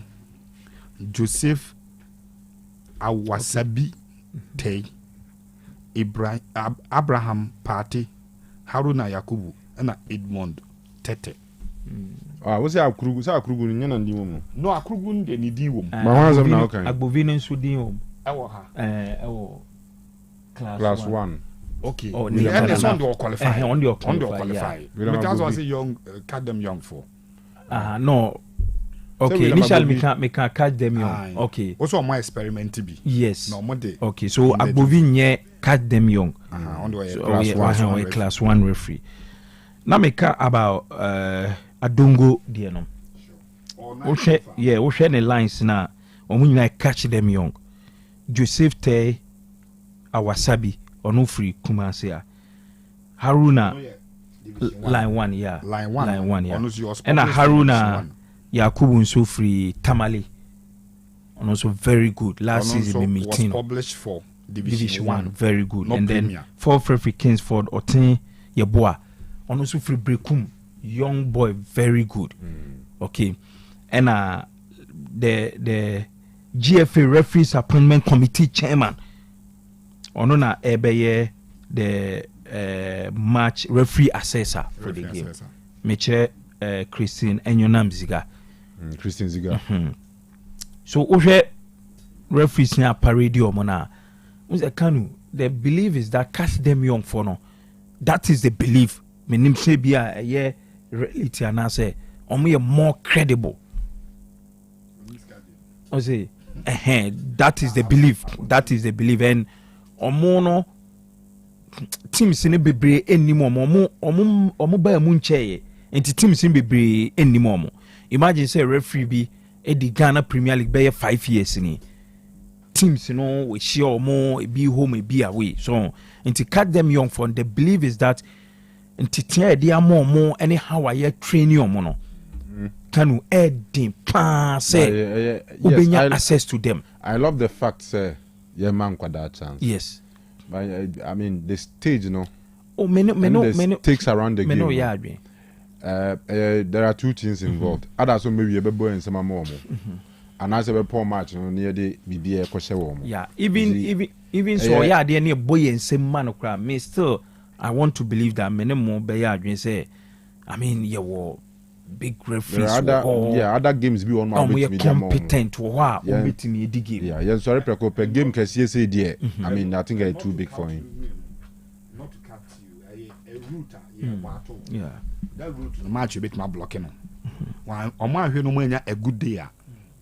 The next time we won't see you referees from Sa category, catch them young some could premier. ABR those involved in the game no will resist it. And I said the public no cry backlash a bebano. AB Triasa kind that was say catch them young for a bit more premium more the match. And I think that a too risky to do it. When you know class 1. By a funny fringe class 1 for be alcohol. A friend is saying I'm training. A be more assessment and I could lose who went to me ama. Class 2 for be cry or more ama. By a cofa cat then young refuge no fringe. All these ranks are unfair. So me the premier. Can a too risk a risk that we should not be entertaining. Maybe I may imagine. Yeah. I dear back when me then say we are all not talking about their competence. So what I say, it tells you say omobeya but me no mo ya adwen say I mean the stakes too high. And you can say take that risk. High school for no a game a okodi clearly Nemfefo or Navrongo Senior High School into a senior high school boy 17 years. It is a calf airborne inter SHS games across Africa. Now onu kujinam no di match for the final game now. In order because any tipen for and handling them, they will give him that respect because he's a center man. But in the event where Obedi in Penifo game, in quote in Penifo game, where the stakes are high, may say in applying the laws is either or be charitable with the law and also be too arrogant with the law. Players now the latter minimum. So be charitable there. Do you have be arrogant with the latter no. Anyway. Matthias, I mean, a good game or a quick predictions. I mean, Nations in Ekotoko. This season, Nations form no any that consistent. Me who say bit me and in a draw for the first time. Say, Oma, yeah, witness goalless draw that. Derby. Edin Aguba. 2-2 no boy. Last two seasons. One shot win a bit me and the goalless. Okay. All right. Scandi. Double chance Kotoko. Me, I see I better more being the difference. I better more. Only 70% of the performance now you put Kotoko. You who Razak Simpson. Oh yeah. You put on Sunyani there or bet chinny there na shiny bottom. It's what I say. Never my game no. Maybe I call but Yami Adoma Sunday so Division 1. Kim Faisa ne Park Academy. Baba Yara Stadium 3 p.m. Hey, manya move aba. Demon ko boy. Say move aba nye move aba. Say ohoni efi. Omo Kotoko na nti. So ohoni efi enti. Nti Nyame Adoma Sunday. Ze muni okese awie. Okese Park. Oh, say ye home na ye Baba Yara Stadium. Ba na Baba Yara nye ready. And into first match no. Ye kobo. Ba pesa oba Sunday. Baba Yara muamu. Oh, a boy. Sir. Well, last season, they one for Beshampa. Oh, there be last season you lose 2 games. Baba Yara Stadium. Matches I'm born was season a fence. Omone All Blacks. In how many games? 17. No, in 11 games. 11 home games. 2. About draw. I think draw 2 or so. Okay. And we need so almost occasion so record no. O se Baba Yara na mo aba. Oh, record ne. Okay, so there be me come Baba Yara. Ti Nyame Adoma Shase Sunday. Be a nice game pa. I see. 20 or so ba. All right. My yeah, hey, Sunday on Sunday ye zone more derby games or yeah. Cause at Obo Sense no Edubiase new Edubiase versus Ashgodo 4. And I was good for my fly bia mode osono na si jata so no. O jina jata so. And Edubiase for no catch on so mo hwe na jata de. Onya abo ani dis agro no. It's no Sunday aba na be di unko. A big game pa. Ti Oboase match wo ho. Na Baba Yara so match wo. Yeah, match. We so a derby pa. Set pack offense. Oh, any Shelanye derby. So physical. We team right there so we dey we preparatory for. Oh, derby say team right. No e bi bebo. Omo bebo no. Team right no mo bi. Mamencha George Baswa. Unim no. NSA. Yeah. Former accountant for NSA Baba Yara. Also T show. So no Man City ni Philly Man City papa. Chama biola mu de na bio. Chama biola mu de na bia. Okay. All right. And then I mentioned 2-4 junior. Yeah. Earlier on the opening discussion and here no. O me key input to be but no some from Kofi ntem the man of me crowd testimony. Yeah, ka Kotoko Stadium. Yeah. Sure. Yeah. Odike na I once nimzo Kofi na be kai sa woman we pa. Mrs. Trumasi. Odike mu family friend be. Yeah. Me no. Was that the wife no? Was that the mate? Any sister no? What the birthday cry me ya hada. Very good. Birthday very good. Fine. Very good. And you see on the family na ka Ghana nyina so move for can family na US no. Oh, nema ni nyina ye. Oh yeah. Ni nyina ye. Yeah. Nti omo no maka wa ha no ko. Mo aka wa ha no eko. Oh. Nti Nana Odike wife was say odanya mi ase pa makodra sumdum. So makodra sumdum na omoda Mr. Chumasi na mu ase say why is a great movie boy juma pa. O said dey near call ayi Nana program no or the next year or the message Chumasi. Oh yeah, message Chumasi. So have you me kind of pa yes. Yeah, or you have you brutal me kind of. Yeah, ti nyamishira wo mo. Sure. Nyamishira wo mo. Na omo enjoy stay no. We share sa mponyi ya ana video ya nze omo kodru ho na jese omo say there our them are coming on this kind in cool people. I can't penny. Yeah, be fine. I can't penny okroma. I'm for birthdays so auntie very big as also but auntie no yeah Nana Mrs. Chumasi ɛne odike busua no so nkɔmmɔ kakra no ɛna Alex nso wɔ NSC ɔsɛ yɛnkyɛn yeah Alex NSC all right now Eugene birthdays bebrebe all right said na Yvonne birthday o Yvonne yeah me Yvonne for tech platform no so na Yvonne birthday Yvonne do heavy parent you do the birthday there yeah na nya better na nim te papa yeah we say happy birthday. All right, but we all say happy birthday to Mr. Prince, aka Aliola, on the CEO of Aliola Fashion. So from your beautiful wife Obaya and your big uncle Honorable Ofanwamu, someone will show happy birthday. Happy birthday to my daughter Laurentia Ousu. We are your bright Ousu of USA Nebanye. Niba Laurentia dina odane nti bright si en we she neba a happy birthday man ti Laurentia oba pass we ada pa anti abusuani nyina so ma a happy birthday. Happy birthday to Mrs. Mariama Dauda. Mariama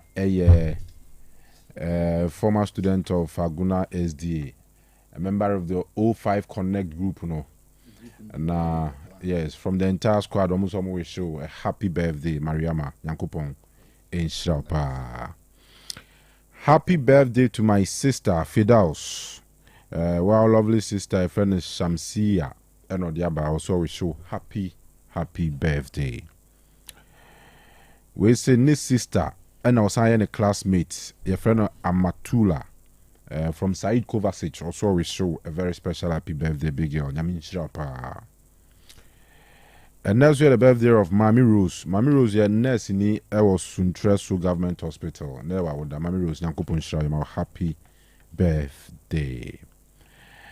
And then birthday greetings there come Rosemary J. Madam Rosemary. Rosemary. And there was from Samuel Brobe. Sami so we show a very happy birthday, mommy Yankupon Shra papa. Na Oma Umfieni Bebre and Kahun. Saranson and the birthday of Teria Hager. Yes, from Jesse the Talker. Also we show happy birthday. I mean encounter Hager na onyewa kuma swadema. Happy birthday to Panka, the Philaman, local news sports presenter at Resurrection FM Bantima, from Nyameba Kwabena Morrison Moreno, sports analyst and commentator at Resurrection FM. The chairman, Yango Punshirao.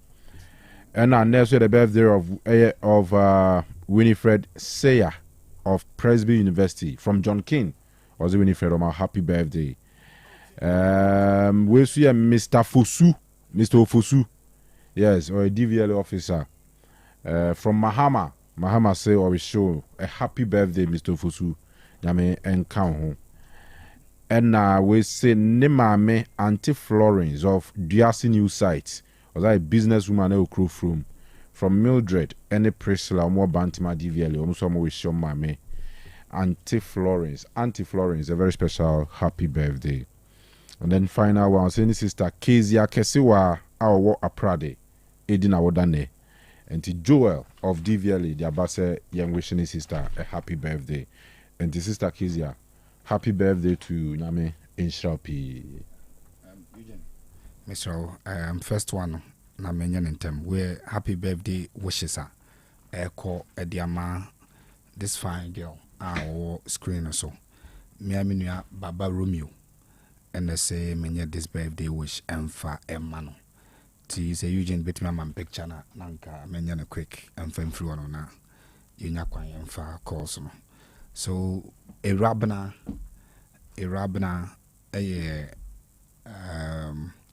this fine girl what nyentreni ase and a rabna birthday.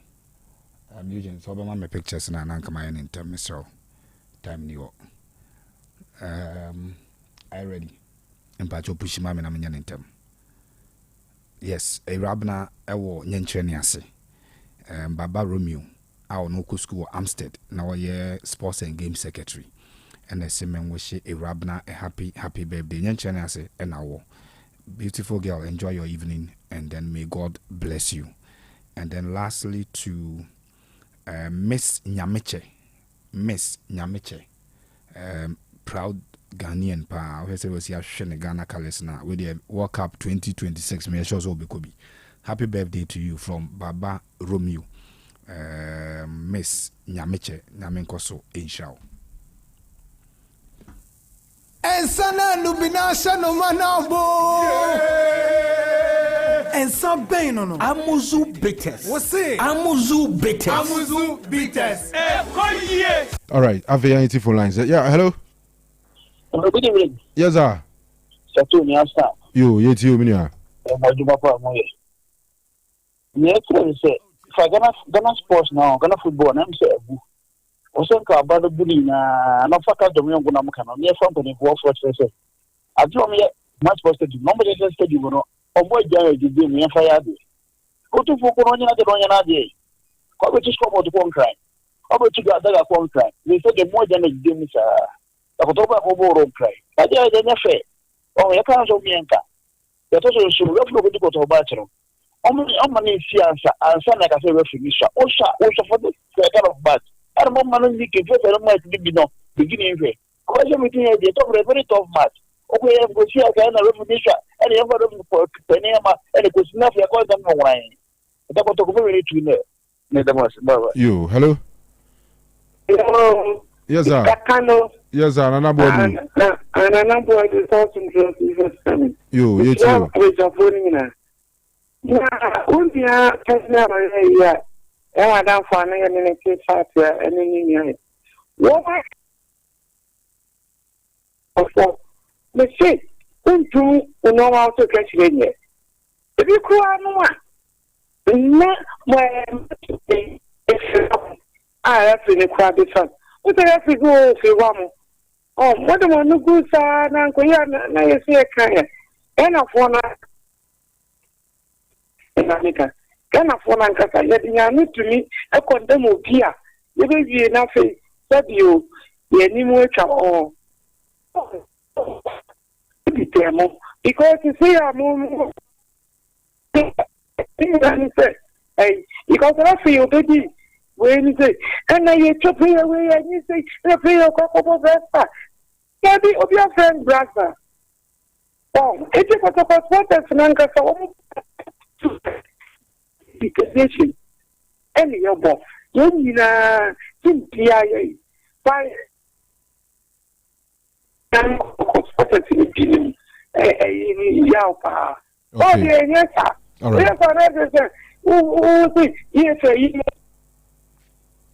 okay, line me terrible. Fache no win kabi. Hello? Yo, yes, sir. Boko minia. You.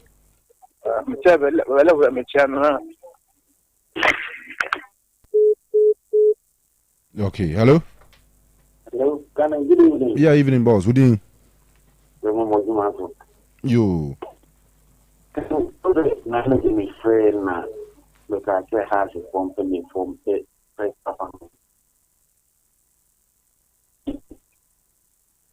hello, Kanu? Yeah. Yeah, Brabium. Yeah, bro. Was it there in the casa?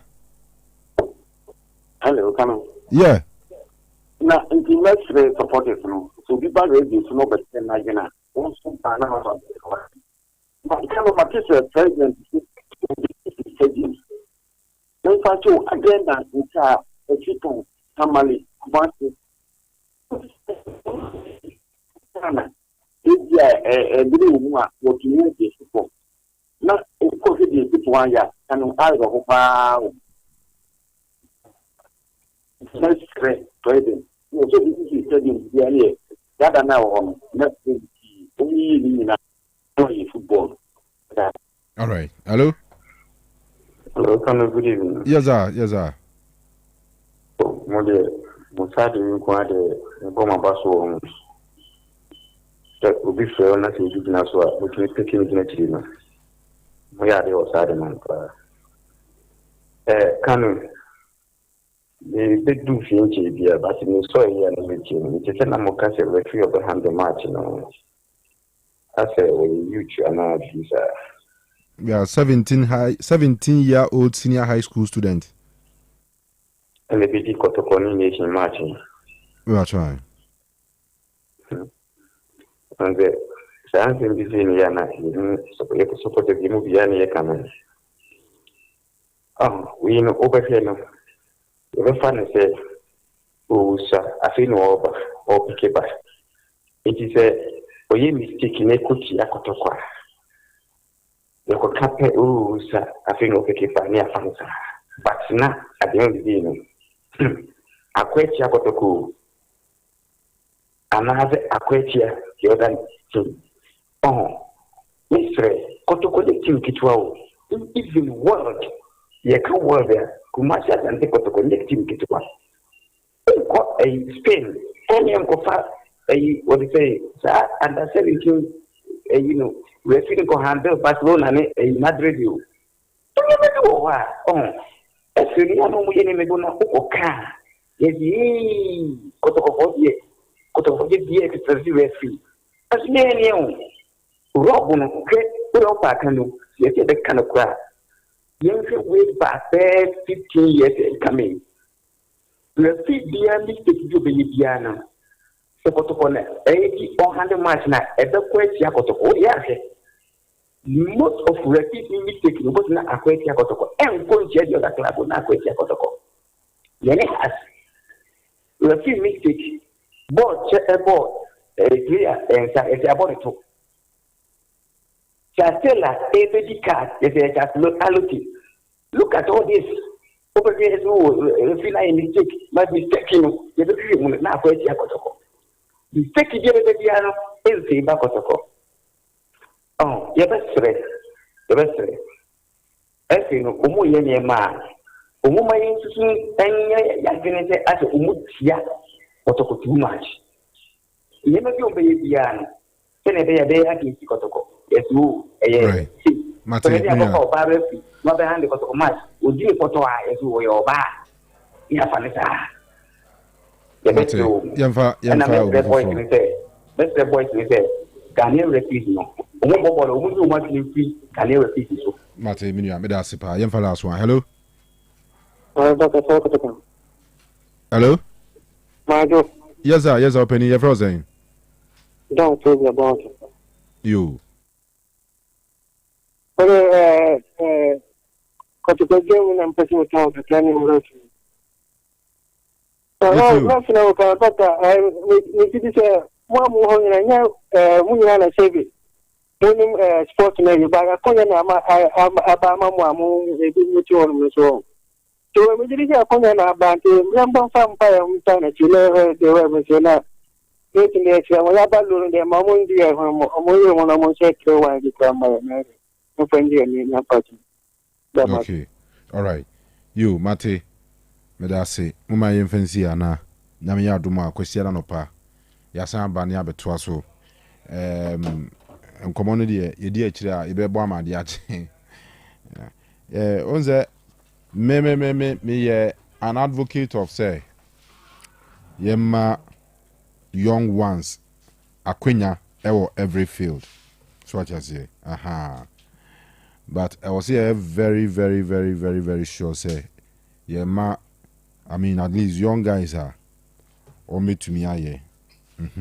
See, with the match but for a big game like this, yeah, I don't support the fact that 17-year-old could game no song. Yen to me in fact games are and to chacha. We ain't mean gamble on sad games. A game where ya bomb to question pain. A match I bomb to question pain. And in football, big games, I come up big referees. The whole world, the BS and Ubiano. In England, say United versus City, Anthony Taylor, Michael Oliver. To some, one time, we normally different referee. I mean, top guys done these matches, we call La Liga anymore. Anytime Madrid, ne Barca, Madrid, ne Atletico. Barca ni Atletico, Barca ni Valley top referees ni di then ye fan gamble. Oba say we this match ni bia. Yere wo ho with other games na making name for also ho. Obenya kwenya di such matches. Enti a tough match. Match ayakọ bo man to kwasimu de amamfo tutu nkonwa sese niema wo ho. Into a match attention wumpa. And yet for be an first season in the league, no sign 17-year-old. If he say a very dangerous gamble. So we can only wish the young man all the best and hope say Obenya very good game.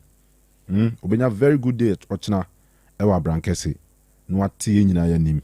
No achire obi aso say penyini ya eyeye. Saranso na kwada so ya eyeye. But say anya yidia me sure say efi na so be hye amanfo ebe so muye pa. Ba ni nyina mu no yɛde nkɔmmɔ no bɛsi ha na yɛada obi ase for your time. Counselor ɛwɔ ha obesom no watoa so nyame yɛ adom akɔsia na nɔpa yɛbɛsan aba biem yɛba na nkɔmmɔ no de aka bia no yɛde aba bɛsom mu yɛda kofila bi sɛ scandi award monza Dominic Onso ansa wa last na na sɛ sikapa no Eugene Maradona nyina ase Mr. Fremi Kanu nyankopɔn yɛ adom a yɛbɛsɛ ahyia kɔsia da nɔpa na yɛde total sports no abrɛmo enti yɛgya mo ɛde mama counselor ɛgya akon